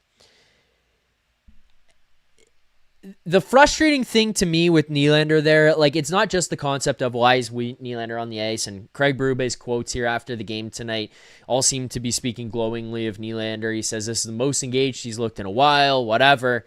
Again, offensively, I do think he was much more engaged. I do think he was much more impactful, effective in this one. But, like, at the end, you watch that clip, and I don't know who the miscommunication is on. I got to watch it back again because I tried to just see it in real time. You watch Nick Waugh, he's yelling at Nylander. You can see him with his hand going like this. Him and Nylander are, like, side by side. And then Nylander kind of floats across towards Klingberg. Dakota Joshua is already making his way out at him. And then it's like Dakota Joshua's there, Nylander's there. There's a bunch of guys in front of the net that are trying to be boxed out. It's outnumbered in front of the net there. It just ends up turning into a complete clusterfuck. So, I mean, to answer the question, what is Nylander doing out there? When you see a play like that break down, yeah, the questions start to come up and you start to ask yourself, what the hell is he doing out there? For the most part, though, I mean, Nylander has been a guy that they've relied upon in late game situations and has actually been pretty good at the end. I think part of it is, I think they are trying to, you know, use him more. They're trying to give him opportunities. But I don't know. Watching that is a little bit frustrating. We hit 50 likes here on the post-game show. So we're going to jump to callers, and we're going to rattle off some callers here for the next while. But before we go to the callers, smelling salts. We hit 50 likes. Every set of 50 likes we get, 50, 100, 150, 200, 250. I don't care how far this goes. I will do the smelling salts. So keep hitting the like button. Keep subscribing. If we get to 100 here by the end of the show, 150, I'll keep doing the smelling salts. But here's for the first set at 50 here. There you go. There's the smelling salts. All right, let's jump to the call line and see what we've got here tonight. Starting with our guy, the Willie Glazer. I want to know how he feels about this one tonight. Noah G, Nylander Glazer. How you doing tonight, brother? Noah G. I don't know, Zach. You sound depressed, man. It's okay. It's just, we still got a point. We should have 2. We should have 2. I'm with you. I can't deny that. This should have been a 2-point game. You know what? I've done a lot of talking here tonight, Noah. I'm going to throw this to you. You talk to me. You tell me how you're feeling, and I'll bounce off of you. Bro, how I look at that last play at the end, with Willie, everybody getting mad at him, he was bad there. But what do they teach you in the NHL? When someone's in front of the net, blocking your goalie, what do? Push them out of the way. Hildeby could not see a goddamn thing because Benoit is just sitting there with his dick in his hands, doing absolutely nothing. And he hit, Simone Benoit tonight, horrible. absolutely horrible. He had a really bad start to the game, too. I was worried about Thrun to begin with because I was watching the way that Benoit started, and I'm like, this guy is going to tank Thrun's game. Thrun, I think, ended up looking good. But yeah, Benoit struggled tonight, especially early out of the gate. The puck did not look comfortable on his stick, and it never seemed to he never seemed to relax in this. Positive, William Nylander's back, looking like a superstar. Like I noticed from his second shift, he broke someone's ankles basically. Like the guy went flying the other way, and you're like, okay, he's back. You know what I mean? I think that was a real motivation for him, and I like him with those Joshua and Waugh because Nylander's such a liability defensively. Having those big guys who are great penalty killers and stuff really complements him well. Yeah, it's interesting. I mean, I think that if you give him some runway, it would be interesting to watch that line over like the course of 3 or 4 games. I don't think that they were exceptional here tonight, but you could see it in Nylander where it's like, I'm the guy, I have to carry this thing, where he takes it on his shoulders and he kind of elevates his play. It's refreshing to see him be that engaged given where the last like 5 or 6 games were at. So I'll give you that. The other positive, I think, when you look at Nylander, you're saying he's back. I'm not going to say he's back, but I think that this was a step in the right direction because this kind of felt like that ramp up where Nylander seems to kind of have those like dip offs where he's just kind of disappears for a bit. This one felt like there were shifts where he was really into it, and there were shifts where he could give less of a fuck. So to see him start to kind of engage like that, I feel like maybe that's a bit of beginning of the wake up. I don't know that necessarily I would. I don't know that I would say he was back tonight, but you could see him starting to look a lot better. Keep on the trend of Willie. I think that was his best game of the season because you're probably like, what the hell is this guy saying? The last 2 shifts of the game for Nylander, the one with empty net and the overtime one, were horrible. And I think that's leaving a bad taste in people's mouth. He was pretty involved defensively the whole game. Like he was going in the corners too in our own zone. And I was like, what the hell is this guy doing? You never see him do this. He was motivated that game and he looked good, but then you need to play full 60. You need to, you know what I mean? That's the one thing, Willie, you can't dip off. You need to be that X factor for 60 goddamn minutes. So I'm not going to disagree with you completely, but I'm not. This is not his best game, I don't think. But I know what you're saying. What I would say though is like he did it at times where he looked really good and really engaged, and he was contributing to the defensive side. He was involved in the D zone. He was winning battles. He looked really good puck possession in the offensive zone. He was creating opportunities. Those kinds of things, you could see it there. So I'm with you on that. And those things looked really, really good. But I say no to it being his best game of the season because there were just so many times tonight in this game where it just kind of felt like he went and disappeared into the night and he kind of was just off doing his own thing, and then would come back into it. So I don't think it's his best game of the night. But I get what you're saying where you're just talking about his involvement defensively and him being engaged on the offensive side. So I understand, but I disagree. I don't think this is his best game. Zach, how many times are we going to talk about Austin, man? Like, he looked good tonight. I thought for the first 3 periods, I was like, before the game was overtime, I was on the phone with my cousin. He's like, oh, Austin looks good tonight. And then in overtime, he looks like Ryan Reeves. Like his good friend Ryan Reeves on the other side of the bench. Like, honestly, like, oh my, man, you cannot. Austin needs to shoot that. And then he pulls a William Nylander and does a back check. Like, oh my God, Austin. He seems to be deferring a lot. Like, I don't know what it is. And like on Saturday, I came on the show and I said Austin a couple years ago was one of the best players in the NHL. And I looked at the comments. A lot of people were saying, oh, he was never even a top 10 player. That are people. Zach, could you agree with me? A couple years ago, Austin was one of the best players in the entire world. Yeah, he was incredible. Austin was in the like top 5 conversation for year after year after year for a stretch there. Like that was. The guy won a Hart Trophy. He won 2 Rocket Richards. He scored 69 fucking goals. If people were looking at him and saying he wasn't one of the best 5 players in the league, they were out to lunch. That this Thank is you. where like Some guy was look. telling me Go Panarin and ahead, sir. Marner were better. No. If it wasn't for the fact that he was, if it wasn't for the fact that he was scoring 69 goals, like people would have respected his defensive game even more because he genuinely was that good defensively at the same time as well. Like he was that good all the way around. I just think it's a little bit frustrating just watching it because it's like it feels like that takeover ability it just isn't there anymore. You know, like I had this sad moment the other day where this highlight reel from Austin Matthews came up on my page, and it was him on like power plays and coming in on 2-on-1s and stuff, or being the trailer or the high man into the zone off of rush chance where he would step in and a guy would hit him and he would just snap like toe drag release, just a quick on and off the stick situation. And I'm like, man, he just doesn't have that anymore. And again, like Mike brought up, Matthew's still on pace for 40 goals this season. He's tied for the team lead in goals. But like watching him, you know, again, you look at the power play that they had in the third period. I believe they finished with 0 shots on goal on that power play. You know, I relate it back to Montreal on Saturday.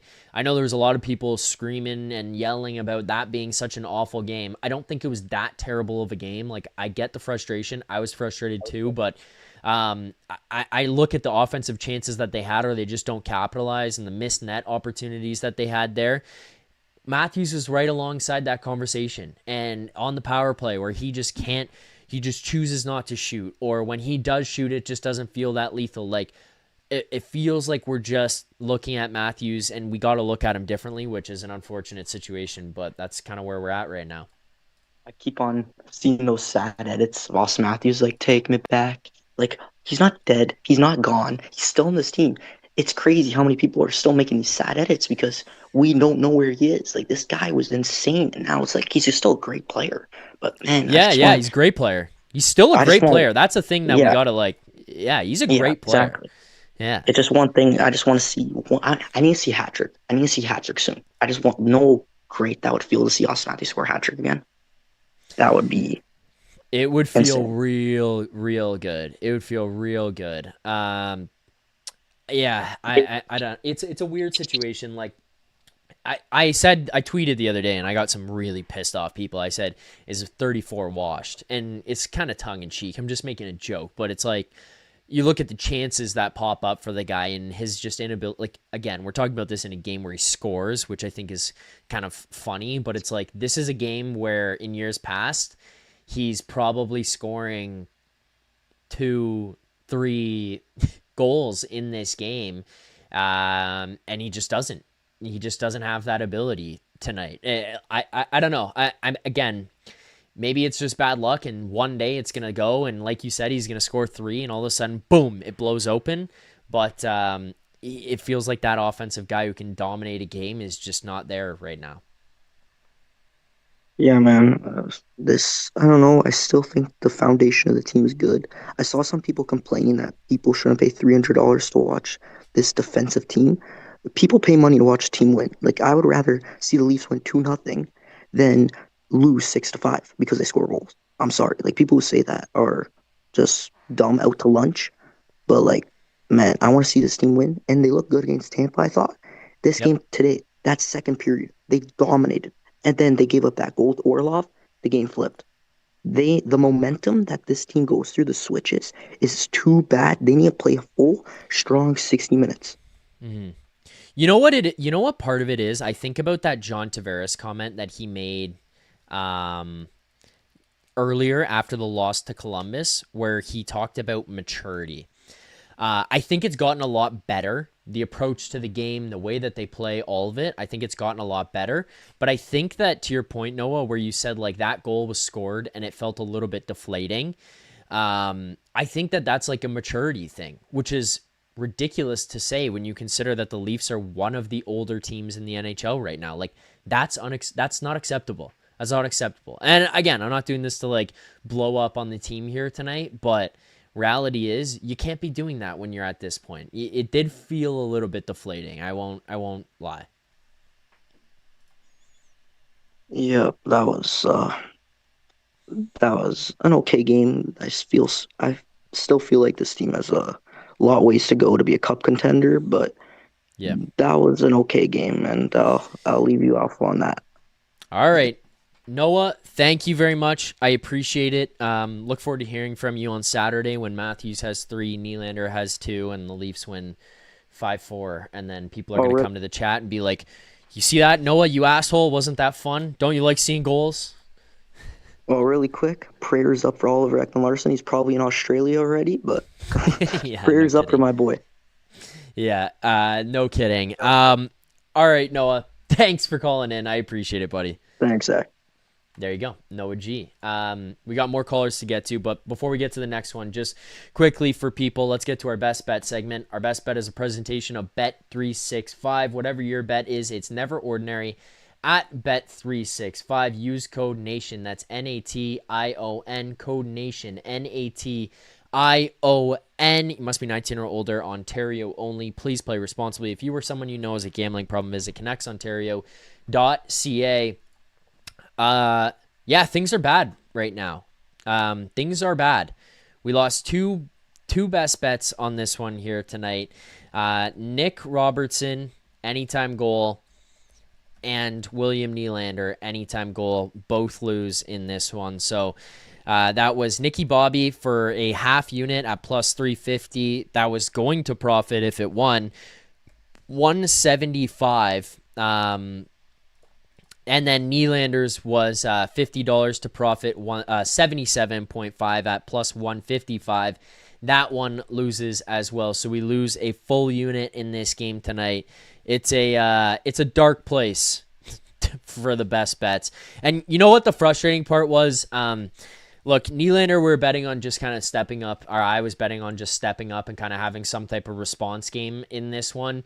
Nic Robertson was the scratch and score phenomenon, thinking, hey, Nicky Bobby is going to be coming back into this. He's playing on the second line. He's going to get opportunities. He'll be able to figure out a way to kind of dominate the scoreboard like he normally does in his return, and it just did not work. It did not work in this one. All right. Let's continue on. Let's get to our next caller. Let's go to our guy, Mando, who I heard from on Twitter tonight. Mando, I know you saw that tweet that I put out about the Maple Leafs not being able to score on the power play ever again for the rest of their lives. It very quickly turned against me, but you're welcome because I reverse jinxed them into scoring. Yeah, I'm glad that you saw that. But yeah, that's it didn't age great, but it's all good. It's all good. How'd you feel about this game here tonight? Where this team was at? Are you depressed after this one? Like we've had Noah G just came on here and he was sounded so down. I thought we were gonna have to drag him out of the muck. But Yeah, are you on the same page after this game? no, I mean, I felt bad for Noah when he first came on. He sounded horrible. No, you can't get high, you can't get low. Like I said earlier, a couple nights ago, or maybe last week, I said let's get to Christmas to really see where this team is at because I think they're not out of the woods, but there's obviously good signs, right? I just this time I took notes, so like I'm just reading through them, and like the first period, I think Toronto. Um, they got outplayed definitely at the beginning. Um, Stetcher keeps impressing. We haven't seen a guy on the blue line to the pinch the way he does. Like I noticed him pinch and add like an offensive threat. That's a good thing. I think Yeah. that we haven't seen that from Toronto in a long time. The only other person capable is Morgan Riley. I think he has a spot on this roster, regardless of when uh, Carlo and uh, Hanover, return. I think Benoit, and we touched on it. Benoit was horrible. I kept Yeah, he noticing him, struggled. and I kept yelling no at my TV screen at Benoit. I mean, that I haven't seen him like he was bad, earlier in the season, and this is like now a new level of bad. So, um, uh, Thrun, I didn't notice him much, which is good. That means that he did a good job. So happy with Thrun. Hopefully he can stick around until all of these injuries work their way through. Second period, yeah, Toronto was dominant. They needed to put it away. You talked about Nicky Bobby. He had two prime opportunities, at least two, Yep. to pot two. Like just Yes, he grade A. did. The one in the Right. slot, Yep. and that the one out the side of the net from the John Tavares slip pass was a great pass. Actually, he had three that I could think about. So let's go. First one was the one from the JT slip pass at the side, just below the goal line to Robertson, kind of cutting towards sharp angle, tough angle. So I mean, I'm not going to say he's got a score on that one, but the other one is him and Cowan were kind of working a give and go just inside the zone. Yep. They were Yep. moving the puck pretty well, and then Robertson opens up for the one-timer as he goes across. Cowan slips it across. He ends up hitting the outside of the net. Misses the net on that one. That one could have been a goal, which, I mean, again, going back to our best bet, obviously the Nylander one, sure, that's a tough one to lose here tonight, but the Robertson one, I look at that, I'm like, fuck, there was a few good chances. To that point, he opens up on that one. He should have had that. There was the one directly in the slot that he had. Damn, I can't remember who it was, but gets it directly in the slot, puts it into the chest. And then the other one, which I don't blame him at all, and I mean, there's a caller who's going to call in later and who's already having a freak out in the chat right now, but, Max Domi throws a saucer pass into Nic Robertson's belly button. Robertson's in the slot, all on his own, and he's receiving a pass from a guy 6 feet away in his belly button that he's got to knock down and try to shoot. Again, another prime opportunity, but a few he could have had here tonight for sure. Yep. And I was also waiting for a goal for him. Like you said, usually when he comes off of being in the press box, he usually pots one or two actually. So I was hoping for that. I don't want to talk about Nylander and Matthew Stone. I think we talked enough about them. The only thing I can say about Nylander is, yeah, I mean, he played better. Definitely, he was noticeable. He was carrying the puck. He has points in the two goals that were scored. So I'll leave Nylander alone today. And Matthews, yeah, I think he's getting his opportunities. He's a little bit better, but there's still something off. Like, I agree with the general sentiment on that. Yeah. I want to talk And it's not about me trying to Hildeby. knock him, by the way. I just want to make sure that's clear. Like, I Yeah. bring that up, and there's people who are like, "Are you watching? Like, he's creating chances, blah blah blah."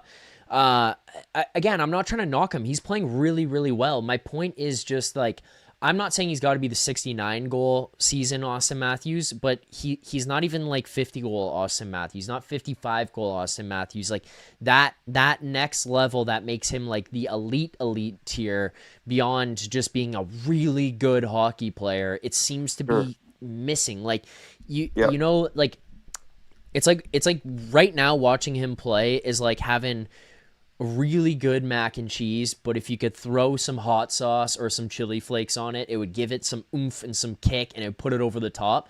That's what you're missing. You're missing the seasoning for his game. Like, you're watching it and you're like, fuck, this is really good, but it's missing something.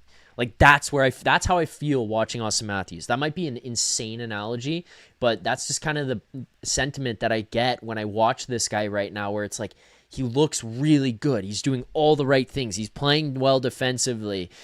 He seems more engaged than he was, physically last year and maybe even to start this season. But it's just missing that piece, Yep. whether it's on the shot, if it's on the willingness to shoot, willingness to drive the net. Like, that stuff is just missing in his game right now.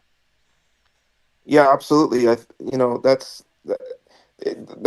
That's what everyone's seeing. Actually, I think hopefully, whatever it is, it's temporary. Hopefully, this is not the new standard that he's going to be playing at, because, and this was alluded to, like losing 16, right, puts more burden on Matthews and Nylander, and they have to play at that higher level for this team to have a chance. And that's my opinion. Yeah. To go farther in the playoffs. That's the reality of the situation. The cap space that they hold I mean, they're holding cap space that would have otherwise had maybe two more, top tier players. They're that high uh, of a of a status. But anyways, hopefully we'll see how things go. I think I want to talk about Hildeby because he's continuing to impress me in a way that really gives me hope that he's emerging. He could be emerging as really it could be the second goalie in my opinion, depending on what happens. And what I'm getting at is I think we talked about. I think Mike talked about. You have all these forwards, maybe flip them for defensemen. But the way I see it now, you have three NHL goalies. Maybe the play is the goalie, and you could probably get a better return because I think a lot of teams are looking for high quality goalies. Maybe that's going to be an avenue for Tree going forward. But Hildeby, that was a highlight reel. The behind the back snare. That was when I saw that, I was like, oh my god, what did I see? That was truly awesome. I wish that they won the game for him. He played great again. Hildeby is, I think, legit. I think he's becoming a legit goalie here. Yeah, I think Hildeby is as well, and I think giving him another opportunity on Saturday night against Edmonton will be interesting because it's going to be another team who's going to come in here with a little bit of oomph behind them. They're going to be excited to play in Toronto Saturday night, Hockey Night in Canada, the 7 p.m. game. A lot of them are going to have friends and family in town for this one as well, and Dennis Hildeby's for sure going to have to rise to the occasion. I mean, in front of him, it'll be interesting to see how the team plays, but, especially when you look at defensively, when you're talking about maybe likely OEL, being out for that game as well, that's when it's like, oh shit, okay, maybe Hildeby's going to have to be the guy again. But he has looked amazing, and I trust him every time. He just looks calm, he looks comfortable, he looks confident. And I mean, look, part of you starts to wonder, hey, if this guy can be a guy, does that maybe make one of the other ones expendable? Does that open something up to maybe trade for somebody and move a piece? It'll be interesting. What else you got for me here tonight, Mando? I got other callers, so I'm not trying to rush you out, but I want to know where you're at.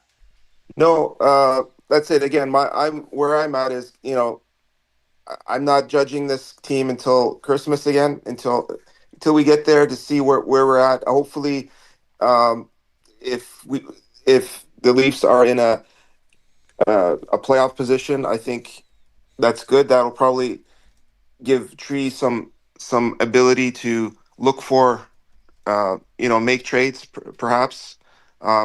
Leading up to the trade deadline. It may not happen until the trade deadline, frankly, but yeah, we'll see what happens. I think generally speaking, it's good. This game wasn't, it was kind of a mixed bag. It wasn't as clean as of a game as we saw in the last 5 games. Yep. But so far so good. But thanks for having me. Thanks for joining, Mando. Appreciate it as always. You enjoy the rest of your night. Thank you. You too. There you go, Mando. More things to get to as well. We're getting closer and closer to 100 likes here on the Postgame show, so continue to hit that like button, subscribe here to the channel. But with that, let's get to our next caller on the line. Regular here on the program, somebody that I'm always looking forward to talk to. Alex A. Alex, how you doing after this Maple Leafs loss where they get a point, but it's a little bit disappointing because it came off of a blown lead? I'm pretty good. I mean, yeah, a little disappointing not to get the 2 points, but it is what it is. I don't think it was a terrible game or anything, and I did call it out the other day saying we'd lose. I don't know if you remember that on the other call with you after the Tampa game. I did mention that. It was overtime, and it wasn't like in the fashion I thought they'd lose in, I guess. Obviously, I could think it could have been better. The way Matthews gave up the puck in overtime when you tried to go through, whatever. It is what it is.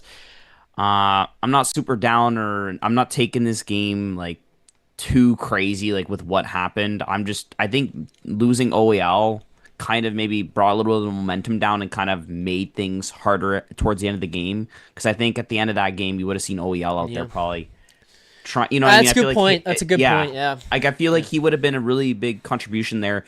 Especially when you're they pulled their goalie, and you want a guy that can try and break the puck out, which we obviously know OEL has probably been one of, if not our best defenseman this whole season. So hopefully it's nothing too serious, but it didn't look good in my opinion. So we'll have to wait and see, or we won't know anything, and he's in Australia tomorrow for all we know.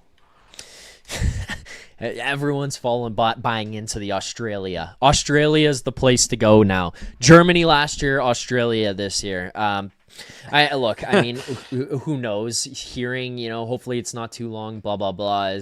It doesn't do anything. Bunch of horse crap. They could tell me they think he's gonna skate tomorrow, and we won't see the guy until April. I don't fucking know anymore. So I'm not putting any stock into anything these guys say. But yeah, losing OEL is a big blow, and it's a good point that you brought up, to be completely honest with you, because you look at the end, I don't want to blow up his spot because he's going to come on after here and he's going to talk about it, I'm sure. But he's saying in the chat, Prague right now is saying in the chat that, you look at the end of the game, Thrun didn't play and Benoit was playing. Well, I mean, let's look at this logically, right? You're looking at a guy that Berube for the most part trusts, whether you like it or not. Benoit's a guy that plays late game situations a lot, especially where you're looking without Tanev, without Carlo. You have to lean on other guys. Thrun is new here. He's new to your 6-on-5 system. Yes, they play a similar one, if not the same one with the Marlies, but he's also playing in his first game with the team at the NHL level. So, you're looking and being like, okay, you're basically hoping Benoit's going to go out there and just bully guys in front and block shots. As well, OEL's not going to go out minutes. He's losing minutes, blah, blah, blah. So that kind of stuff I start to look at and I'm like, it's tough because there's a guy that's going to play 4 of the last 6 minutes probably, eating those up when it's between him, McCabe, Stetcher, Riley. They're all going to get to go out there. And then you lose Ekman Larson and you basically push the rest of this to everybody else has to kind of take on that load, and it gets a little bit thin. It gets a little bit tough. What else you got for us here tonight, Alex? One thing I will point out, to go off of what you were just saying, I completely agree with you on that, and I do think, Berube has his guys, whatever, and a lot of coaches do. It's not just a Berube thing. I think it's a thing around the league. You'll see with a lot of coaches that just really like certain players. I mean, cough, Sheldon Keefe loved Justin Hall, but anyways, as an example. But there was a Justin Hall lover that was going on in the chat tonight. Oh, I saw it. Saying, I don't know hockey and I've never put on any gear in my life, which is fair, whatever. I don't give a fuck. But then following that up with my preferred defense would have Justin Hall. What? Anyways, that's beside the point. Continue. So the only thing I was really going to say off of that also was just, so they didn't want to, I also think, it's his guy, but I think he wanted to ease him into the game. It's his first game, as you mentioned, not completely used to the system, right? How he wants them to play in the NHL level, specifically Berube style. So I'm not going to overthink that. And like I said, it just sucked that OEL went down. So these defensive pairings coming up are going to be, brutal, I guess, to say the least. We're going to have basically Stetcher being first pairing defenseman at this rate. He's about to be our number 1 D-man. Yeah, no kidding. Genuinely putting in perspective, which is actually nuts if he told me that, 3 weeks ago or whatnot? Yeah. When he came here or was on the waivers. So, it is what it is. And then what else was I going to say? Yeah, you mentioned on your previous caller, you were talking about the goalie situation. Maybe, us maybe be able to use that as an asset in the future. If you had to choose between Joseph Woll and Stolarz, who would you keep? Your completely your opinion, and I want to hear your reason why. I'm curious, and I'll give you mine too, but I want to hear yours first. Who would I keep if it's between Joseph Woll and Stolarz? Correct. Yep. I keep I keep Joseph Woll. Okay. Younger.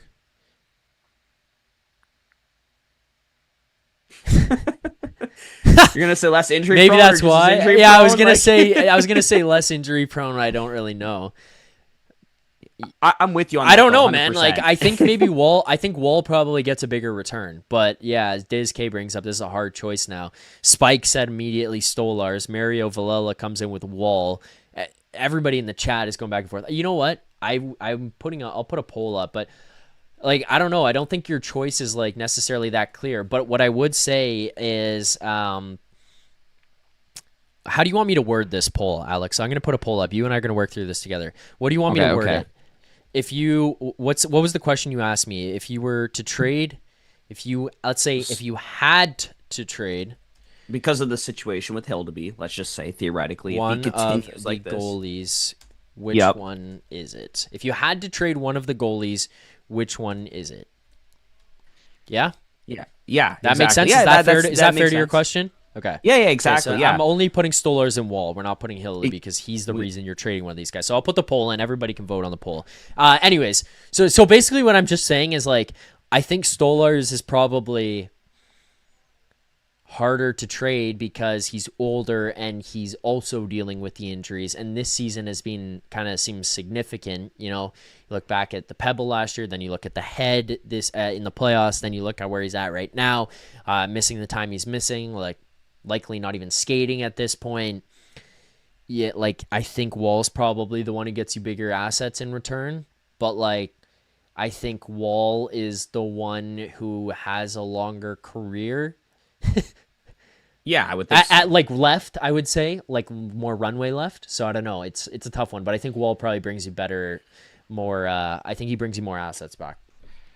Yeah, I mean, you could probably find a team desperate or something like that for a goalie, and maybe Stolars, when he comes back, he cough. The team coming here on Saturday. Cough. Yeah, that's who I'm really hinting towards. But anyways, like, Stolars could, when he comes back, hopefully he can actually perform. And I mean, the thing is, like, I don't think a trade like that's going to happen during the season unless, like, you see some sort of defenseman or top six forward that really is like, wow, like, if we can get this deal with whatever assets included with Stolars, or maybe they do Wall, but I think Stolars personally, then hey, if you can improve your team and you have Hildeby be the 1B or just the backup, then hey, like I'm not complaining. He's looked good. Small, I'm saying small sample size. Meanwhile, he's played 10 games, so that's not bad for the season for I don't know how many games even Stolars has played. What, 12 maybe? I don't even know how many games Stolars has played. So know. Like, I'm just saying roughly they're about the same games played probably, or maybe, close. Yeah. So, the sample size for him's getting up there, and I'm very happy to see how he's just, he seemed calm and he's done what we could ask of him and more, honestly. Wouldn't have never expected this. Stolars, 13 games played. Hildeby, 9. Joseph Wall, 8. Primo, 3. Stolars, 3.51 GAA. Holy shit! If you look at their time on ice, that's crazy. Sorry. Stolars isn't updated, by the way. It's 10 games. Oh, now. so he's 10 games now. Previously. Okay, but so continue. You're good. You're good. Yeah. Okay, so say before tonight, which again he should have a pretty good save percentage in GAA after this one as well. Hildeby. So GAA for Stolars. Sorry. Back to it. 3.51 GAA, 884 save percentage. Dennis Hildeby, 2.16 GAA. This is before tonight. Again, reminder to people, 936 save percentage. Joseph Wall, 2.44 GAA, and then a 0.928, save percentage. Prague says Hildeby at a 906 tonight. Okay. Yeah, still, he's not the reason we lost. Put it that way. Let's just all, which I don't think anyone's gonna say that. But there's so much we could really you could take from this game and just make it negative or take too many positives. I was hearing from your previous callers. I think I don't think dig too deep into this game. I think against the Oilers will help kind of see, okay, how can your defensive structure be with your defense even more decimated, right? Like where we have nobody back there, right? So you're going up against Connor McDavid, Leon Draisaitl, Zach Hyman. You're going up against elite offensive players. So how can they compete against them? I guess we'll see. And same with Hildeby, I guess, right? Unless they put Wall in, which I don't see them doing. If he's healthy, I think they'll let him, take his time, especially if Hildeby's been like this. why would you pull a guy out that's got some mojo, right? So why not? Yep. So we'll see. I'm very curious to see the game, and just to get a glimpse of McDavid. Maybe he'll be here soon. I don't know. Anything else for us here tonight, Alex? One other thing I wanted to ask you, because you were talking about with Mike. Yep. You were talking about, or he talked about, I don't think you talked about too much, Nic Robertson. You were talking a little, or you guys were both talking about him a bit. What did you think of his game? Like, did you just think he wasn't effective, or did you think he had some chances and you thought, like, he wasn't bad? Like, what do you think? Like, I know he didn't score, obviously, scratch and score. Yeah. I bet on too, but what do you think, like, just from what you saw on the ice and, like, what impact? Obviously, periods of the game can be hot and cold, how it goes in a hockey game. So what is your take on him from this game? I thought Mike made a really good point about his game. He's amazing offensively, but what does he do for you defensively? I don't fully agree with Mike. Like, I'm kind of on the same page, but I don't fully agree with him that he's like a complete defensive liability. I think that was the problem that he had when he first came up and he really had to battle through. I think he's been a lot better at working through that and not being a guy who just gets his teeth kicked in the defensive zone, but he still struggles. And I think when you look at that construction of the line, when it's like Cowan, Robertson, and then Tavares, like, you're looking at a guy in JT whose boots don't move that well naturally. You're looking at a kid on the other side in Easton Cowan who's still trying to learn and figure out the game at this pace and in the NHL level. Like, he's picking it up, but like, he's not like a defensive guru. He's not getting his teeth kicked in at all. He looks pretty good in the defensive zone. Nic Robertson kind of is behind the play a bit. I think that's why you can find him if he works one like a line. If he could work on a line with Nick Waugh and obviously Bobby McMahon's going to come back, which we didn't even talk about the fact that McMahon didn't play in this one. I kind of completely forgot. But, if he plays with guys who are more defensively responsible or like take away from that and can fill in for him, like, or he plays in a bottom six where it gets hidden a little bit, I think you're in a better position.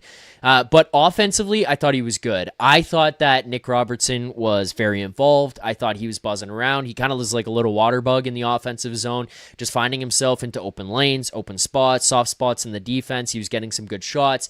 He does have to bury on a couple of those, especially if he wants to stay in the top six. Unfortunately, like, it's great to get the opportunities, but and it's good to see him respond from getting scratched and then coming back into the lineup, but you do kind of, you gotta fucking score on some of those. We outlined some of the chances he had. The one-timer where he puts it off the side of the net, the one from JT down low, he misses. 2 in the slot that he doesn't quite get off. So there was a few of those I want to see him connect on, but otherwise I thought that this was a pretty good game. And from like an intensity and engagement and response kind of night from being scratched, I thought that this was a pretty good game from Nic Robertson, all things considered.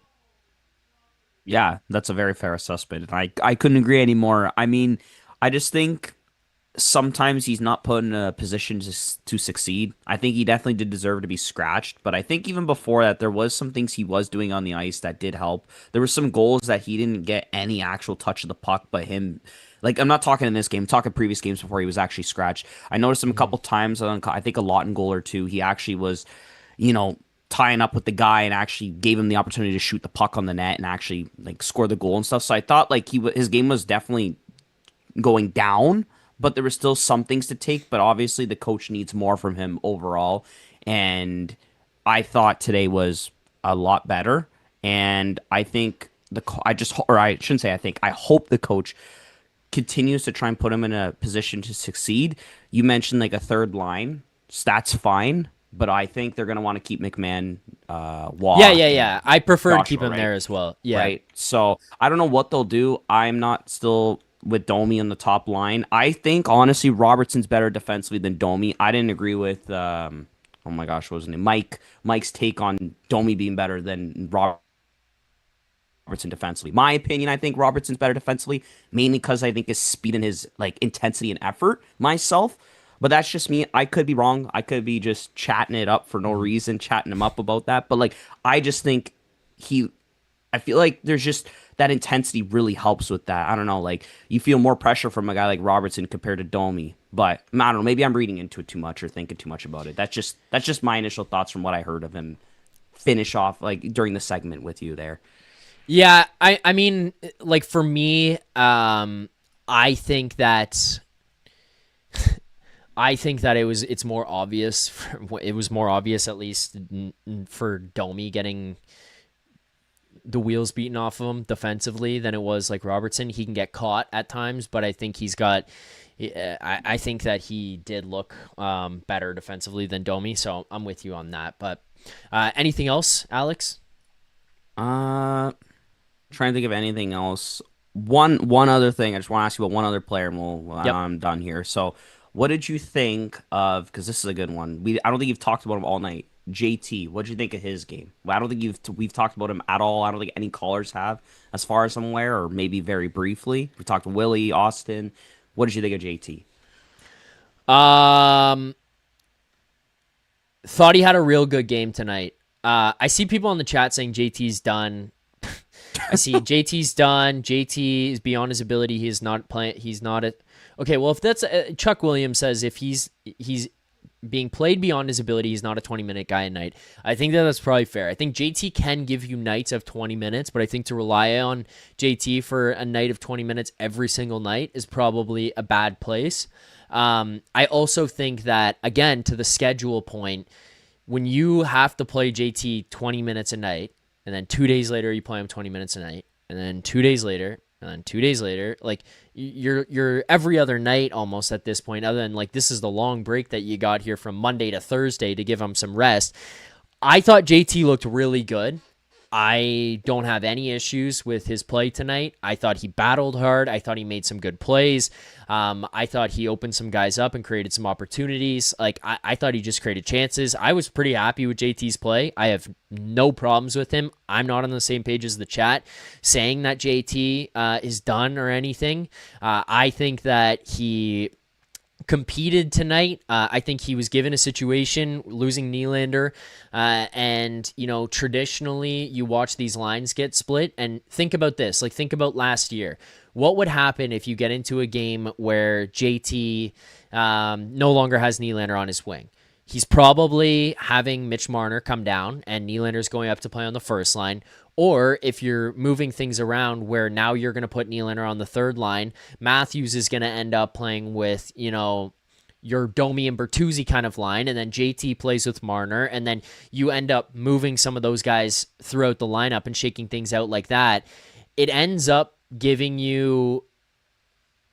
it gives him a little bit of a break where he's not just the guy. This one, Nylander goes to the third line. It's now Nic Robertson and Easton Cowan. You've got a guy who was just sitting in the press box, coming back to play in, and you've got a guy who's a rookie who's on your wing playing with him. So I thought he made the most of what it was. I thought he looked good. Again, you're playing a fast team in the San Jose Sharks, so there's times where he's going to look extra slow. But I think if he's playing with William Nylander in a game like this here tonight, we probably don't even talk about it. And outside of that, I think that John Tavares had a pretty good game, so I have no complaints about him.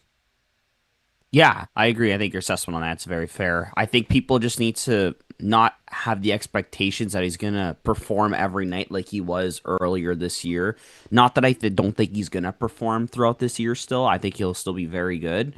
Yeah. But I don't think we can expect... Well, what he was doing was nothing any of us were expecting, like the pace he was on and all that. Let's just be realistic here. And I love JT. I'm not taking anything away from his game. I think he's a true pro. He plays the game right, Pointed out in the chat by Diz K, he's 4.4 mil. Yeah, exactly. So what are you going to complain about? I don't know. People just like to nitpick in this market. But anyways, like I thought he was great. Agree with what you said. And yeah, like I think what he did, if he can continue this and, bring in some production like he was to a degree, like earlier this season, that'll put us in a great place, especially with just how depleted this lineup's slowly becoming, especially on the back end. We might need more goals, so we'll see. But anyway, Zach, I really do appreciate you giving me the time on the show again, as always. Yeah, man, you're welcome here anytime, any post game. So I appreciate you calling in. I appreciate the support and you showing up here every game. Hopefully we have a positive call on Saturday after a win against the Oilers.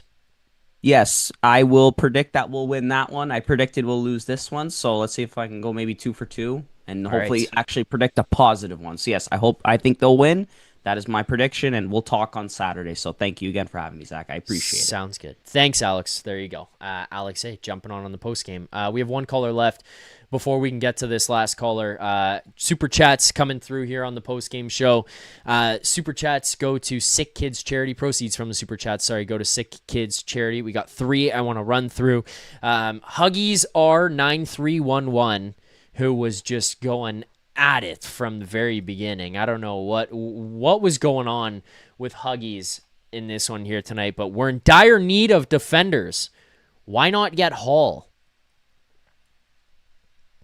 I don't even know what to say to that.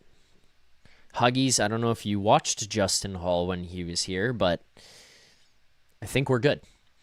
Patrick G. Mafia for Sick Kids. Patty G, thank you for the super chat there. Goes to an amazing cause. And then Craig, 1392. I'm not going to let you get me, Craig. Please come to New York City and try our new pizza dough with dill. Nice try. Nice try. Before we get to the next caller here, just real quickly, continue to hit that like button, subscribe here to the channel, Leafs Nation 401 right here on YouTube. I want to get to 20,000 subscribers before we get to Christmas. I want you guys smashing that like button, smashing the subscribe. We're having more content. We might have something that just blew up in our face here tonight that we're working on for next week to come out here on the channel, whether it's exclusive sit-downs, if it's interviews with guys like Ryan Reeves hopping by, if it's guys like Mike and Buffalo coming on the post-game show, pre-game breakdowns, all that kind of stuff. It's happening here on Leafs Nation After Dark, Leafs Morning Take, happening on Leafs Nation 401 YouTube channel. So hit that like button, subscribe here to the channel, but quickly, I want to get to one segment before we get to the final caller. And this segment is a presentation of Uber Eats. Crave the Stats is a presentation of Uber Eats. Thank you to our friends at Uber Eats for joining us here. As you can always see in the background, I do have that amazing Uber Eats bag behind me. If you're looking to get your Uber Eats, make sure to head on over. They're enabling fans to maximize their fandom all season long with exclusive game day deals on the app, from game day eats to paper plates and napkins if you're hosting, to all the ingredients you need to make your favorite game day dip. Every time the Leafs are playing at home, you can get these exclusive deals in Toronto only on Uber Eats. Firehouse Subs, the BOGO Brisket Hat Trick, Kibo Sushi, the BOGO California Roll, Shelby Shawarma, the BOGO Traditional Wrap. BOGO, of course, is buy one, get one.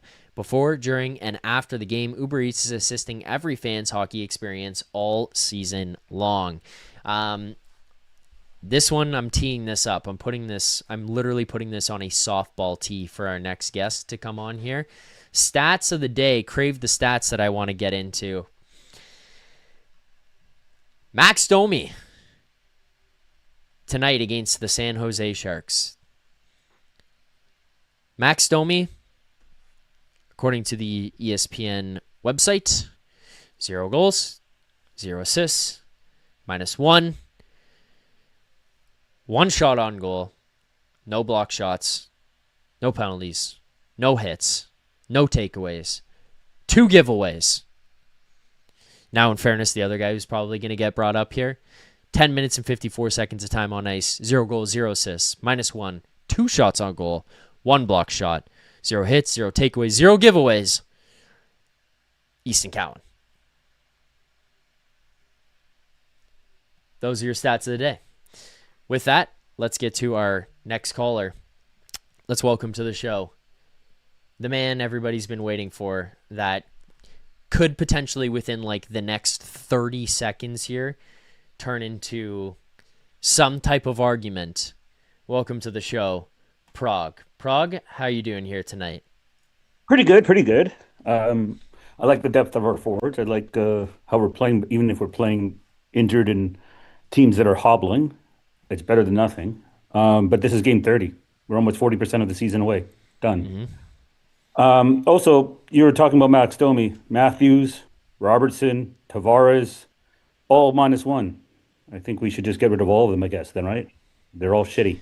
Oh, you're Oh, lumping them eight- all into eight the same. minus You one, want to Rogers come in minus guns one, a-blazing right Becker from was the minus beginning, one, Prague. We're coming Benoit was in right minus from the one. beginning. Oh, Thrun right was from the +1. beginning. This guy's Dude, guns what did you a-blazing say? once you You start brought going. it up. Dude. Yes, because we know we -1. seen you in the chat. You got the jerk off fest going for Max Domi in the chat. I mean, again, I'm not I'll say saying the same get rid for of Max Kelly. Domi. I'm not I saying don't get rid care. of him. I said bottom six. I said bottom six. But Bottom anyways. six. What have you ever have you watched the games since he's played with Matthews? Every game he looks even more engaged. He's going hard after pucks. He's running back to do defense. Like, I don't care. Like, I want a player who's engaged. If we're paying him money, if we're doing whatever, I want to see, like, this is a shit season. We should just retool for next year, because we're just jerking ourselves off with this idea that we're going to be contenders. Our depth in the forwards is awesome. Our goalie depth is great, except for the injuries, but I don't trust Berube. They're awful. But this has nothing to do with Berube. Let's be clear on this. Like OEL, Tanev, Carlo, these are not Berube problems. I said goalie depth. I didn't say defensive depth. I said goalie depth. Okay. I said goalie depth. Playing 8 out of 9 games from cold is why Wall's down. And if he comes back, we're lucky. But if he's playing injured, dumb. Because he does have an injury history. I don't want to re-aggravate. Whatever it is. And with goalies, it's a tough league. It's getting faster, stronger. Shots are getting stronger. Anyways, I thought on each line, let's see. Nyes was a little bit quiet tonight, but he's always decent. I won't say anything. Matthews, I think the only problem is he's getting, even when he's scoring, he just seems to, like, there's a few plays tonight, like he's looking better every game, and I'm happy to see that.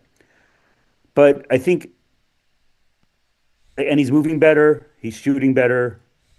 It's like his confidence, because like he doesn't want to drive to the net, which is a big thing. He doesn't want to use his body, doesn't, unless like when he's trying to drive, if he ever.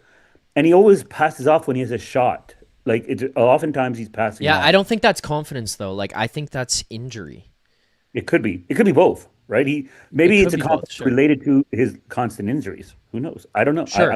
That's fair. That's fair. Yes. Right? Because like when you come back from injury from anything, right?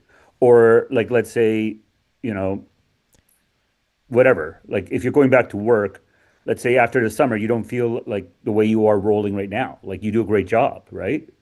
But it takes a few games, 10, 20 games to roll, right? To get like into the rhythm. And I really appreciate what you do anyway. So we all do. So thank you for that, Zach. You work really hard, and we're all here to appreciate you. Well, you don't have to say that. I appreciate. No, but the thing is, I do appreciate you. Like I respect you guys are you guys are allowed to disagree with me too. I have no issues dude, with that. You don't have to worry about me disagreeing with you. yeah, I know. I look. This is where people say like won't allow it. I let you in the call every single time. I take the call every single time. Agree, disagree. Yeah. We can argue about it. I think I pissed you off one really badly, and the next time you're like, no. But either way, doesn't matter. It's good to have a conversation, right? We can disagree, but there's no like, we're all just Leaf fans who want the best, and we're also hockey fans who want to see good hockey. Mm-hmm.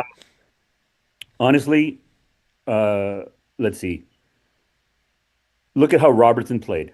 I have no idea why he is ever like not only demoted but also sat, because he didn't play badly the game. Like he's not done anything wrong in a game or like repetitively. Like you always notice him, right? Every game, even if he's not that's where I disagree with you. Like again, I've transformed. I'm a Nicky Bobby truther. Like I'm a supporter of this guy here now. So this is not me trying to knock the guy, Prague, but where I disagree with you is I think at times it looks, maybe he isn't, but like I deem it with this word, I think he gets complacent where like it feels like he's like comfortable with the minutes and the opportunity that he's getting, and then that's when it seems like Berube will bump him down the lineup and put him into different spots in the lineup. And I know you don't like that personally, but like I understand where it's going, where it's like like there's a couple games. See, I disagreed with the original moves that happened where he was getting the opportunities in the top line, and I liked that,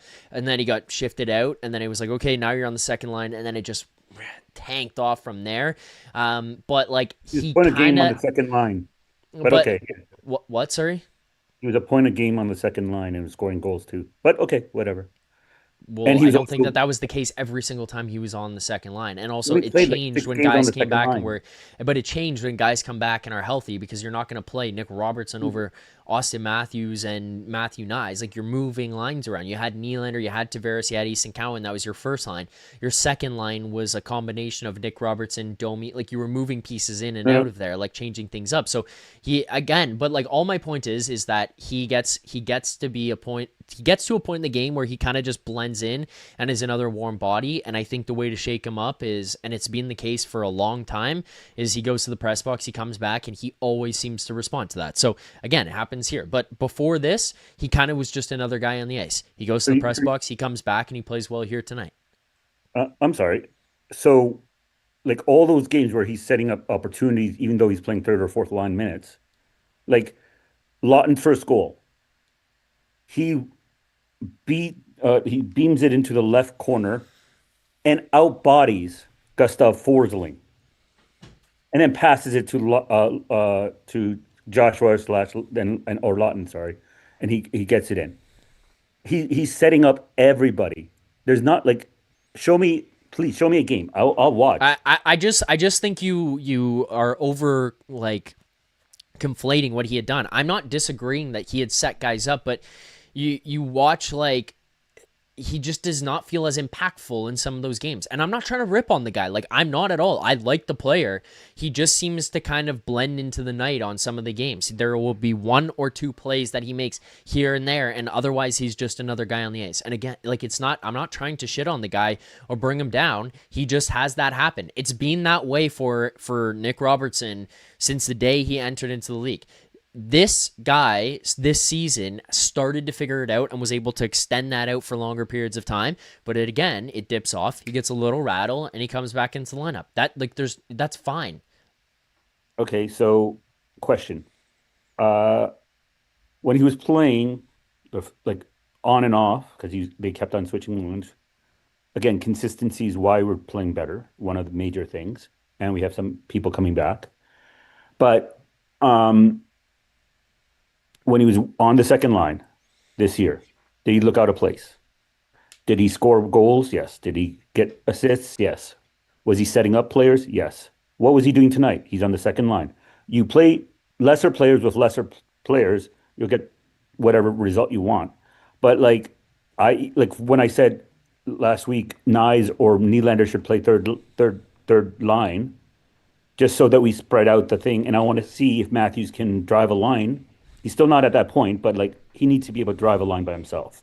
He should be able to do it just like JT does it, just like Nylander does it. I like how JT plays always. He, like, even his bad games, I really can't take it away from him. He's 35 or whatever. He's 35. So like, but the thing is with Nicky Robbie, like, if anyone's blended in, you can tell me about the assist last game, but it went off a foot and went to Riley. But like, I haven't seen, and Cowan's interviews before game or after game or between game days, he doesn't look like the happy-go-lucky guy he is, the energetic guy. Even when he was asked about his buddy Sam Dickinson today, he barely cracked a smile. Right? So, like, the thing is, I think you're hyper analyzing what he looked like in an interview, and I think if you go back and watch interviews of him in the offseason, he looked the same. I mean, I watched one of him 4 days ago or whatever the fuck it was, where he's getting interviewed by Ryan Leslie on the plane, and he looks happy. So I'm gonna put a stop to fine, he whatever. doesn't look happy in an But the interview, thing is, and I think that's ridiculous. Like, okay, on that second line, who was more noticeable? JT, Nicky Robbie, or Cowan? I don't know. I thought It they was all Cowan. looked good tonight. I thought they all looked good. What did Cowan set up? Or was it the only when him and JT got into the zone on a 2-on-1, right? That was Nicky Robbie setting him up by going into a guy who's 6'4". Nic Robertson chipped it off the wall. Like, again, I'm not taking anything away, but He didn't chip it off the wall. You're He putting beat the guy him to on a a race. pedestal He for took a chipping hit. it up off the wall and then Cowan gets it in the What did neutral zone. Cowan do Again, there? good play, no problem. Toe drag Sam Dickinson, walk to the slot. You're talking about this guy doesn't have confidence. He looks depressed. There he is, toe dragging the defenseman while the guy slides by and getting an He opportunity. hasn't set up Like, anything. He looks vanilla to me. And anyways, he's the one who passed it to Nic Robertson when they were doing the give and go in the offensive zone in the second period. who got the across puck? to Nic Robertson, the who ends puck? up shooting it and missing the net. who got the puck? Nick. Nick gets Who the puck. passed it to him, dude? This Dude, is if you're this is not- an if he's all only this is a doing one cherry thing, if pick. he's This is a passing- cherry pick of all time. Like you are this. Watch the game again. The chat is I asked saying right everybody, now you watch are the game reaching again. so hard. I have never seen a he reach was- like you're this saying in my he life. was You're gonna equivalent to dislocate your Nicky Robbie. fucking shoulder reaching right now. Dude, you're so hard for Cowan staying in the lineup. I don't see a reason. No, because Somebody else in. your argument against it is when you said what did he set up? I said a pass to No, Nic I said- Robertson on the one-timer No. play, and then you responded with who got the puck, as if like Nic Robertson Dude, getting the puck passing a puck when you negates have a what 2-on-1 Cowan did. When you have a 2-on-1 set up by another player twice, one with JT, one with you, and did either of them get He the goal? chipped it off the wall, Prague. It was a good play, but you're talking about this like Robertson What did threw it Easton between Cowan his do legs, that's, no like, so look between amazing a that guy's he has to legs. stay on the Leafs? He has looks less good. He looks mature. He's battling in his own zone. Looks mature, He dude. looks competent. Dude, this is He's not- got a this is not fire a- to him. This is not a like, oh, I think I don't want to hurt his feelings. This is a league where it matters. This is a $1 billion league. The Yes, team's a and $1 billion he's league. making an impact when he's out there. Dude. Okay, who has more points? The person who's been sitting in the press box for the last 7 games? No, 8 games, because he hasn't been injured. Or Easton Cowan? I think Easton Cowan's the better player of the two. Yes. I think he's the better player Okay, so between Cowan and Matthias Michelli. Michelli I on his take first Easton year- Cowan. As a rookie, got 49 points. Ty Domi got 52. Neither of those teams were they playing first or second line. Neither of those teams were they playing with JT or Nylander levels. Like your obsession with him, I think he's a great player. I want Dude, him to I be- don't have an obsession with him. I like the player. You come on here every time, and then your argument is you don't want. Like, I think your argument is just like rocks rattling around in between your ears when you Domi talk looks about it because bad. you're like, I Domi don't looks want awful. Cowan to play. I don't want Cowan to play because I want Jacob Quillen to play. Like, do you hear yourself when you say Jacob that, or do you Quillen just can say it for play. the sake of it? Like, because Jacob yes, plays- Easton Cowan can play as well. He's more but he's not as offensively good. Dude, inclined. he's not used to the grind. He's not used to the size of the players, and he's young. Very clearly looks like he's getting used to it right now. Like he getting very used to it. clearly. Great. I want somebody who's getting used to it. Listen, like if I have a pilot, I want him to get used to it. Dude, this is a game that matters. You have players who have played against big players for years who have not gotten a proper chance on a Oh decent my God, we're on this again. So then when Cowan goes to the Marlies and they don't call him up after he's played 20 games, are you going to be sitting here and being like, why don't they give him a chance? He's played against big 'cause, guys. dude, 20 give him a games means chance. shit. Like, fuck Dude, me, they got- man. they've given You're him talking 20 about a guy who is not as good as him in Jacob Quillen and being like, give him a chance. And then you're like, You know- it's a you know Jacob competitive league. Quillen's bad, You're just right? fucking going in circles gets these saying awards for nothing. offensive and You defensive are just players. saying, you are saying Dude, nothing. when did he get You the with a award for lot of defensive words. player or Like you're offensive talking player about of the year give in this guy a NCAA? chance. He's played against guys. Give him a chance. Give him a chance. Give him a It's chance. like And then you're being telling like, me it's a Benoit is results the league. third Yeah, player you're of the playing a team. better player in the lineup. You are letting a better player play in the lineup. Easton Cowan is a better player with a higher ceiling. So yes, that's why he's playing in the lineup. The better And player- again, is he this a game better player tonight, right now? he gets dropped down the lineup. He gets minutes taken away. But again, as I pointed to earlier in the show, I don't know if you're watching or not, his slump correlates with Nylander and Tavares. And unfortunately, because I view it more So why logically, I can't he think, than bring you them do, and out? I think most other people do as well, because you're not relying on the rookie to bring the $11.5 million player and the 35-year-old veteran out of the slump. He is the complementary piece to it. He is a top 9, top 6 forward who's getting an opportunity as a complementary piece. He's not the Dude, there's guy to nobody drag them in the out of team it, who's getting the Prague. same That's what you're time as like he is missing on in all of this. second And in line all outside of honesty, JT. I think it's ridiculous because both of those guys, their play dropped off, and then Cowan's came too, and you are the only person I have seen in the entire hockey world who is pointing the finger at Cowan rather than the other guys. Like, I think Dude, that's Cowan fucking needs to be able absurd. to do You're more. looking at Easton Cowan and being like, Easton Cowan is the reason that those guys are not playing well. No, did when I say that? everybody Dude, else dude, in the dude, world dude. is looking You at like them. to put If words those in my guys, mouth. Dude. Prague, when Cowan was producing and when he was looking good and when he was playing well, was the first you could 8 games of the season. no, it was not. You could very clearly look at Nylander and Tavares Over the also last playing 7 well games, 6 alongside games, of them. he's had 2 goals and an assist. Yeah, and how have Nylander and Tavares played? Also not great. Their Until play 4 or has 5 dropped games off. ago, how was JT playing tonight? Yes, Just he because played well. Nylander- Cowan, I thought, played well tonight. I thought he looked good tonight. Dude, I'm saying, just like, okay, Thrun played pretty decently. I don't know anything too much about him. I've watched him a bit here and there. He looked good in NCAA, but he didn't look great in the NHL. But it's the San Jose Sharks. Thrun, maybe they bring up Matt Benning. Maybe they bring up Villeneuve. But there's other players, like, if you're sitting somebody down and you're playing him on the second line and you see for games and games and games, you don't really notice him. I don't care how JT and Willie are. They drive their own lines. They can do it. They did it tonight. They've done it for a decade. Actually, 2 decades in JT's case. They give him more minutes somewhere else. Or put him in the third line. Let's see how he did. They don't put him down. He's getting nonstop rope. Why? What has he done to deserve that? Those other players have put in the time. I'm saying we Oh my need god, to. this is And just like Riley needs to be. Riley looked okay today, but he shouldn't be like. I think I'm happy the power play looked better, but this is pathetic for our power play. Like OEL is gone now, and our team sagged, which is also pathetic because we have a lot of people who've been in the league for a while, especially the defense, most of them. So, but like Stetcher and McCabe being our number 1 pair, and they are our number 1 pair because they played the most minutes and have since basically Stetcher's 3rd game. Thank God for them. And McCabe looks amazing. Stetcher looks great. I wouldn't split them up ever, but like I'm done with the Riley thing. I'm done with the Benoit thing because Benoit, what does he do? Like the backhand pass to nobody, 5 seconds left in the period, or all these other things.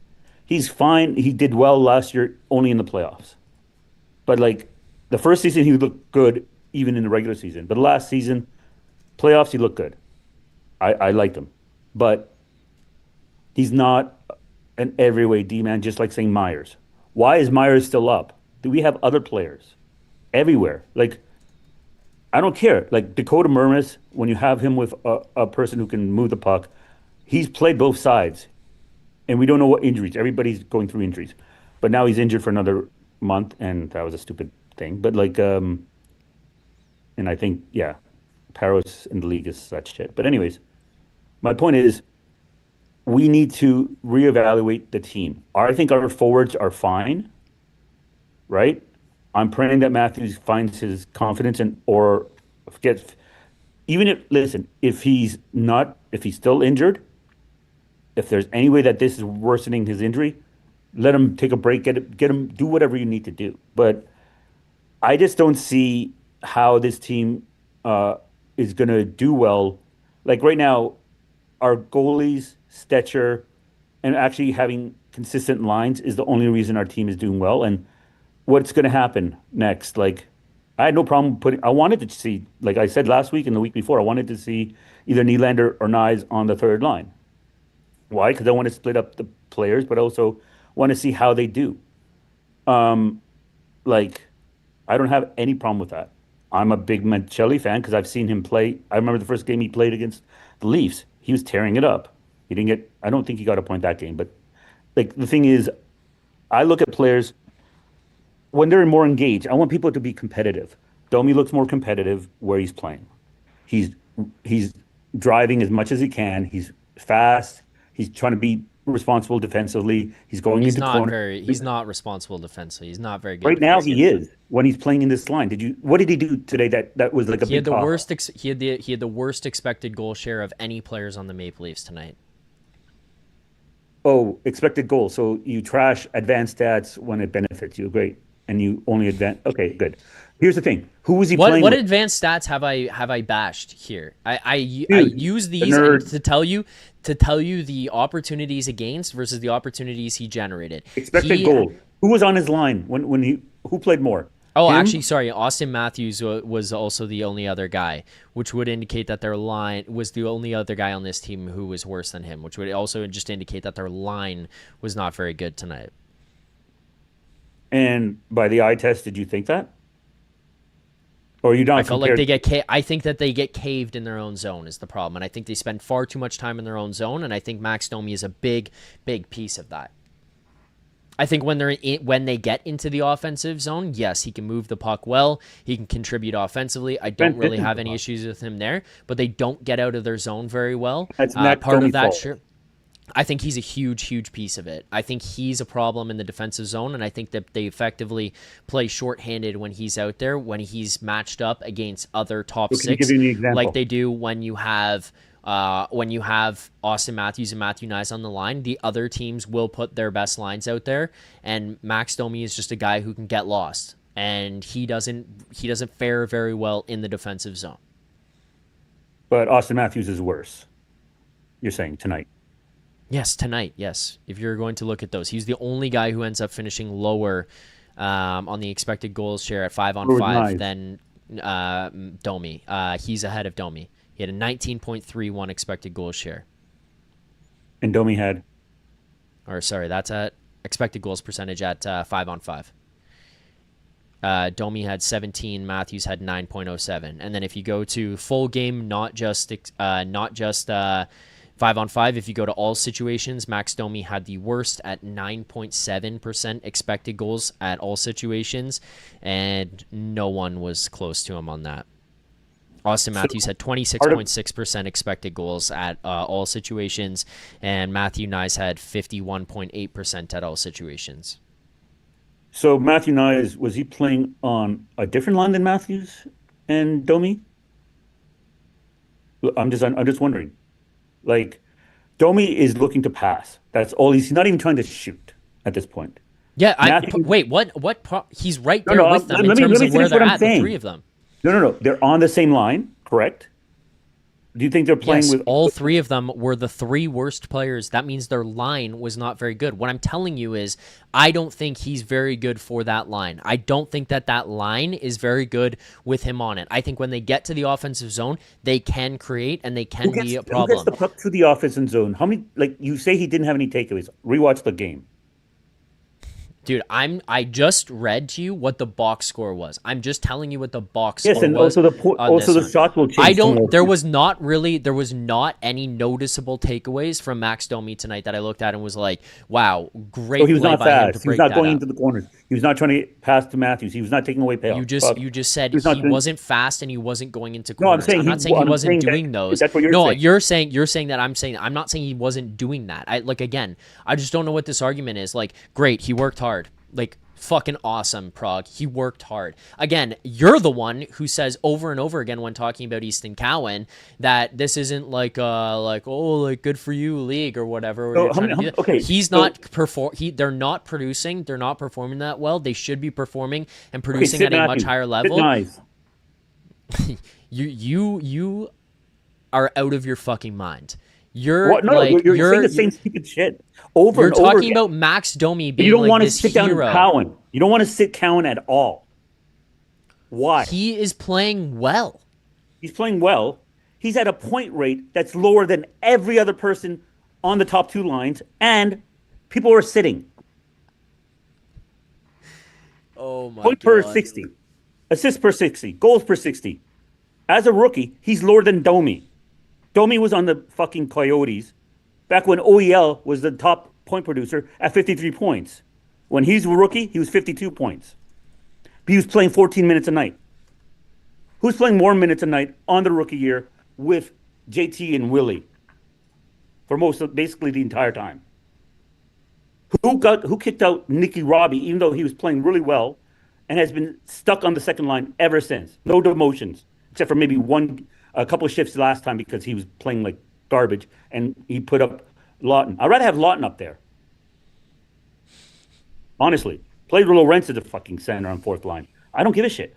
Because Lawton has done it. He can do the defensive stuff, whatever. But, like, didn't Lawton look better on the left with JT and Willie last game? Yes. I'm saying give him a sit down. Let him sit. Because otherwise, McMahon is out next game. Why would McMahon be out? Who are you taking out then? Let's take easily. Wow. Yarncroke. Let's take away Joshua. Let's take away Dakota Joshua. He's a shitty player. No, let's take away Lorenz. Are you dense? Like, I literally said Yarncroke and you just yelled over me, let's take away this guy, let's take away that guy. I literally immediately said, he's going to play fourth line minutes. So he's going to play fourth line minutes? Or is he stuck on the second line? Cowan. Oh my God.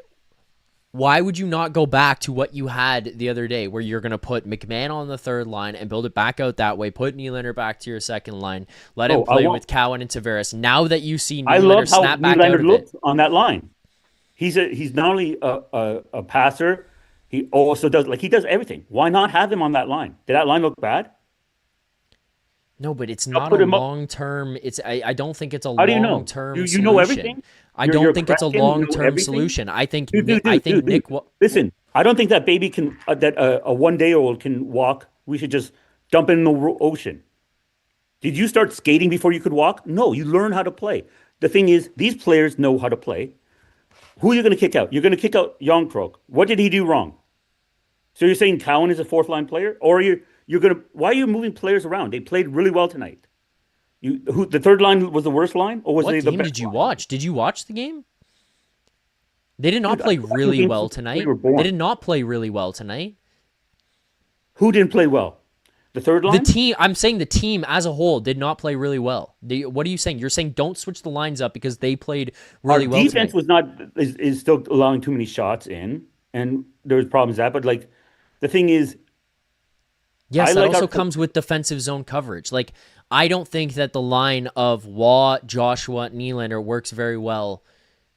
Like, yeah, it's great to have Nylander going out there and doing that and competing in battle and being the guy who's going to carry it. But I'd much rather have him playing with John Tavares and Easton Cowan. Tell me the expected goals here, my friend. You want to use that? Of what? Of what? The third line. Let me talk. Show me. Send me the link too. I would like to see where you go to Money Puck. Go to Money Puck. That's where I grabbed that from. You could also go to Evolving Hockey.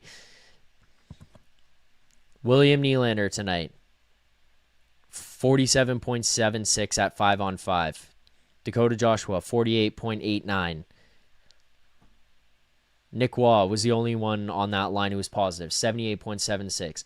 I just don't think that Calle Yarncroke is very good. I think that if you put Bobby McMahon back to the third line, go Nylander back to the second, I think you're going to see Easton Cowan play better, produce more when William Nylander steps up because he was contributing to that line when Nylander was playing well, when Tavares was playing well. You saw a little kick out of Nylander here tonight. I give him the opportunity to go back to the second line. I give Easton Cowan that chance on the second line again, and then Cowan run with those guys like that. Tonight because he played so well? Did the coach like what he was doing? Did he switch him last game because he was playing so well? Like, why do you have this fantasy that he doesn't get to sit? There's no accountability. Dude, Max Domi played you just speak for the sake of speaking. Max Domi played 2 minutes more than him tonight. Calle Yarncroke played 1 minute more than him. Scott Laughton played 2 minutes more than him. So you're saying Max Domi played 12 minutes on the top line? Why? Did he do something terrible that people noticed?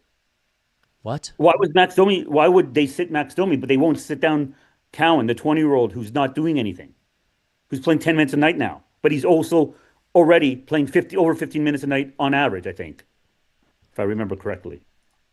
Where is he at? What? What are Playing you? 15 minutes, What are you talking 15 about? minutes and 3 seconds a night for the Leafs. Time on ice per game. I don't even know what it is that you're arguing. Like I Dude, have no I don't have a he's single not playing clue what well. it is that you're arguing. There's a reason he played only 10 minutes tonight. There's a reason he was switched for several shifts yesterday with Lawton. Sit him down. Maybe he needs a break. Maybe he needs a breather. But the thing is, when you're going to take out a player, what you want to take out Ron Clark? Okay, great. So you're going to move. Okay, so then let's see. You take out Yarncroke. Who's playing on that line? Bobby McMahon? Or are you putting Bobby McMahon on that line and you're putting Nicky Robbie back because Nicky Robbie's so shit when he had so many chances tonight? Oh my god. No, I'm Dude, probably we're not putting Nic talking Robertson logic. back on the He's fourth playing line. 10, I'm he putting played 10 minutes tonight. Did you think the coaches hate him? Do you think Berube doesn't love Cowan? Why did he only play 10 minutes tonight? Was he injured? Yeah, because their line didn't have he didn't have the greatest night. You're allowed to not have the greatest night. Nic Robertson played I thought you 12 said he was minutes great. tonight. He was good tonight. Nic Robertson played 12 minutes. He was good tonight. Again, No, I'm the saying- ice I thought time you said goes to Cowan played Matthew so good. Nyes. The ice time goes to Matthew Nyes. It goes to Matthew Nyes, Austin Matthews, William Nylander, John Tavares. Those are the guys that are taking up your ice time. The rest of the guys are all in that 11 to 15 minute range here. Like there's only a couple guys who sneak past that who didn't play as much as the other guys. Like you're talking about the difference of a few minutes here within that again, like you're looking at different situations. You put Waugh and Joshua and Nylander out there late game. Like you're giving those guys, you're giving the Matthews line, you're going to take that away from Cowan and Robertson, and you're going to put trying to protect the lead at the very end there, guys that Berube trusts and relies upon in the 1-goal lead. You also had a couple power plays. Cowan doesn't play on your power play anymore, so he's losing minutes there. Like you're taking it away. Like again, I'm not saying I was on PB2. What? Okay, so is Max Domi. Like they played 30 seconds of power play time tonight. The point is, it's not like Easton Cowan played 10 minutes and the entire rest of the team played 15, 16, 17. All I'm saying is, yes, he took it away. They played well. They were good. They were pretty effective when they were out there, the three of them. I just you've been on this fucking call for 30 minutes. You call into every single show, and we go nowhere with this because all you want to do, your solution is sit Easton Cowan. And it's just like, why? You're the only person in the entire world who calls into the show or comes into the chat or fucking tweets being like, put Easton Cowan in the AHL. Like, I don't get it. It's like, anybody else I've ever talked to, Mike in Buffalo came on here, also a hockey analyst, said he likes where Easton Cowan was at. I've heard hockey analysts say they'd love to trade for Carlo and Lawton last year. What did that do? Destroy us. I've watched about 20 games of Boston Bruins this year. All right, Prague, you're done. But what does the coach of the Boston Bruins? I know he's a shitty coach. What does Pasternak say? What does their top defenseman say about Minton? He's going to be our future captain. What do the people broadcasting say? It's not Edwards anymore. They're saying, "Oh, he's going to be our future captain. Oh, he was the captain all the way up." He's playing tough minutes as a third line checking center. You live in this reality that is like again, I'm not like the Carlo one is the one that I think I think getting Brandon Carlo you were supposed to do and you did, and I think it was the right decision. But I think that oh my god, you're done. You're out. Prague's gone. I can't do that. That's it. Britt, the second he says the name Liljegren, gone. I can't do that. I can't do that. Like we're talking about Liljegren. Gone.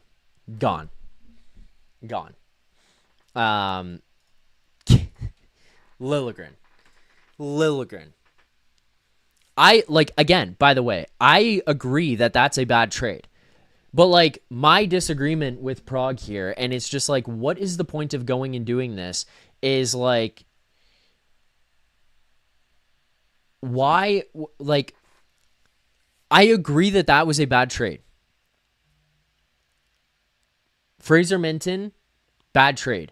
But to be on the other side here and being like getting Lawton and getting Carlo was bad, completely disagree. Completely disagree. I don't think the Lawton one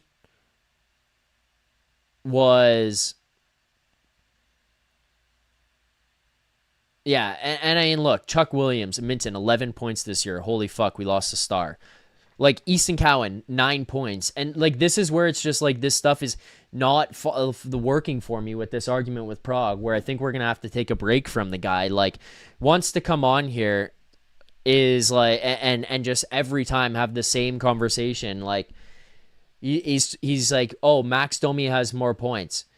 Max Domi has 11 points. Easton Cowan has 9. Like, we're having this conversation as if Max Domi has 25 points and Easton Cowan has 4. Like, I cannot be doing this. And, oh, like, this guy in his rookie year had 40 points. Well, Easton Cowan is on pace right now for 30. And yes, I'm not denying that it is dropped and it is dipped. But, like, I think he's going to figure it out. I think he can go on a kick. And again, when we're talking about the present, which I think, like, everyone here is doing other than Prague, who seems to be stuck, like, talking about, like, Bozak, like, we're talking about, like, a team that has a young guy, is giving him an opportunity, is proving he's an NHLer.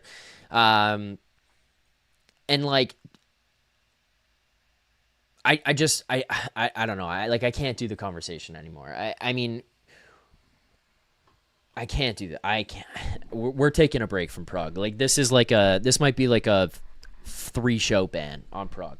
I was even willing to, like, have the conversation about, like, the Carlo thing, because I do agree with him that that's a bad trade, you know, giving up Minton.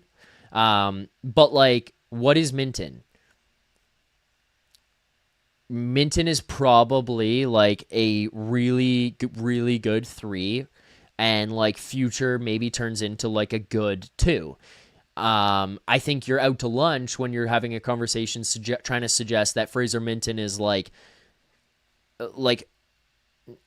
some superstar level that we just gave up on. Like, the guy's got 11 points, and we're talking about him like we traded Wayne Gretzky. I don't know. I mean, again, and it's not me giving up on Minton. He's good.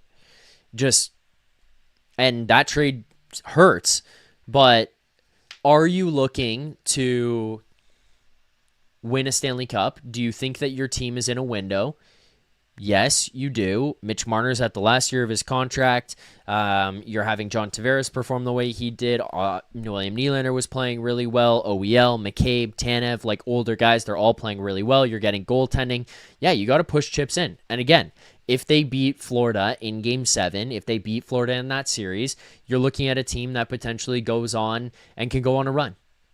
They didn't. But I don't know. I just, like, I'm starting to lose my mind with the Prague conversation, where, like, every time it's just, like, strictly going backwards. Like, we are going nowhere in this conversation. And then, like, what are we doing when we're talking about, like, the second you're bringing up here on the post game, like, Timothy Liljegren, well, I can't believe we got rid of that guy.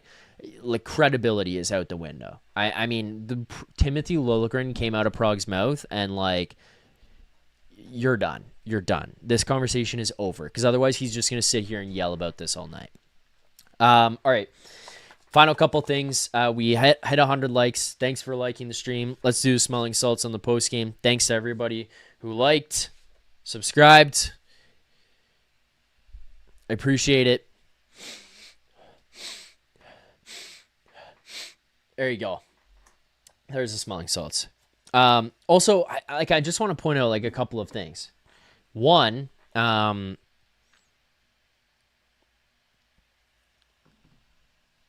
not denying that Cowan has struggled here over the last little bit, but I think that, A, he's the best option for the top 6 right now. I think he projects to be a top 6 guy. So I got no issues with him in there. And then I also think that Nylander and Tavares have slowed down. I think Prague comes here and points at him and is like, it's Easton Cowan's fault. He needs to get them out of it. I just view it completely differently. I think that he's not producing and getting the points because the other guys along with him are not playing very well, and they should be the ones who are going. Nylander and Tavares, they've struggled over like the last week, point production-wise. William Nylander has not looked very engaged. I think once he gets more engaged, like he was here tonight, you're going to see Easton Cowan's point totals go up. You're going to see him producing more. You're going to see him scoring more. Like, think about how often he was involved. Think about how many times he was scoring on opportunities or helping create opportunities when those guys were playing well.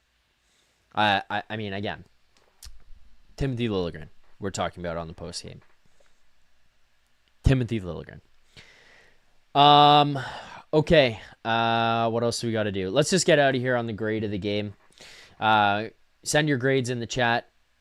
My grade of the game for tonight is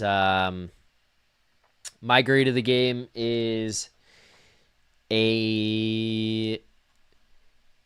You know what? Let's look at the team stats and see how we did here. I think we're going to be at like a C+. Actually, we might even be lower. We might be like a C-. Blew a 2-goal lead on home ice. Positive side, Dennis Hildeby looks really good again. William Nylander seems to have awoken a little bit. There's a lot more he's got to be engaged with. He's got to be there for a full 60, not just a little bit, but better. You actually had a goal called off from being offside, so that was another one where they could have tied it, and then it fell apart. There's some mental lapses in this one. It is nice to see the power play get on the board. Matthews snaps a month and a half without a power play goal. You were on a streak of 11 straight where you don't score, but then again, I look at the other side of it. You had an opportunity late in the third period, or in the third period, I should say, to score on a power play to close this thing out, and you don't. That's a missed opportunity. You have some meltdowns that open things up and allow the Sharks to get some pretty solid chances and continue to swarm. That's a tough go. The Matthews, Nyes, Domi line did not look very good defensively in their own zone. A lot of times they got caught and they would get absolutely hemmed in. That's got to change. Yeah, I mean, got a lot of shots. The expected goals generated for either team was, I thought, pretty interesting. Like, you look after the first period, and I'm like, wow. By all accounts here, it would be... it would felt like it was the Sharks, like if you look at the just expected goals generated, dominating the Leafs. But I don't know. I didn't really feel like that was the case. I thought it was a tough start, and San Jose obviously got some power play off the Benoit shift, but like off the Benoit penalty, excuse me. But I don't know. I thought it was just like an okay game, some stupid lapses. It's a Thursday against San Jose, but the problem is right now you can't really afford to just be like blowing points. You should have got 2 tonight. You only got 1. And when you look at the wild card standings right now, or the wild card positions, the Leafs now at 33, the Penguins at 35, the Flyers at 36. You look into the Atlantic, Red Wings 37, Bruins 38, Tampa 38. Like, now things again opened up a little bit more. 4 back of Detroit, 5 back of Boston, 5 back of Tampa. You could have been 4 if you get the second point. You know, you look at the Rangers, you'd be tied with them. They have 2 games more played than you do. You look at Montreal, you would have been a point back of them, and the Devils, you open up a little bit more of a lead on the Sens. Like, you just think about that. You get the point, you open things up. That's where it becomes a little bit frustrating blowing a point like that. All right, that'll do it for tonight's post-game show. If you guys enjoyed Mike in Buffalo, hit the like button. All the calls here from tonight. Mando, Noah G, Alex A, hopping on here on the post game as well. Prague appreciate it, but I think Prague's in a timeout because Prague just says the same thing every single time, and there's no positive anything positive being built. It's not even like disagreeing anymore. It's just basically at this point, Prague, you're on timeout, man. Think about what you've done and refresh, regroup. You need to sit a game, not Easton Cowan. You need to sit a game and come back ready to go for the next one. I will be back here on Saturday with a game preview, breaking everything down before the game, giving out lines, best bet, all that kind of stuff. You know what? I'll throw this out there. Tweet at me. What is your best bet for Saturday's game? At Zackphill, ZACKPHILL, at Zackphill. Tweet at me what your best bet is. I want to know, and I will pick one, and I will give it out because mine stink right now. So send in your best bets, and we'll see if we can turn this around as a show. Thanks for watching. Thanks for liking. Thanks for subscribing. Leafs Morning Take back here 11 a.m. tomorrow. Until then, keep believing. For more content just like this, including game previews, post-game live shows, Leafs Morning Take Monday through Friday with Nick Alberga and Jay Rosehill with special guests, as well as instant reaction videos, make sure to be subscribed here to the Leafs Nation YouTube channel. Turn on notifications so you don't miss anything, and drop a like.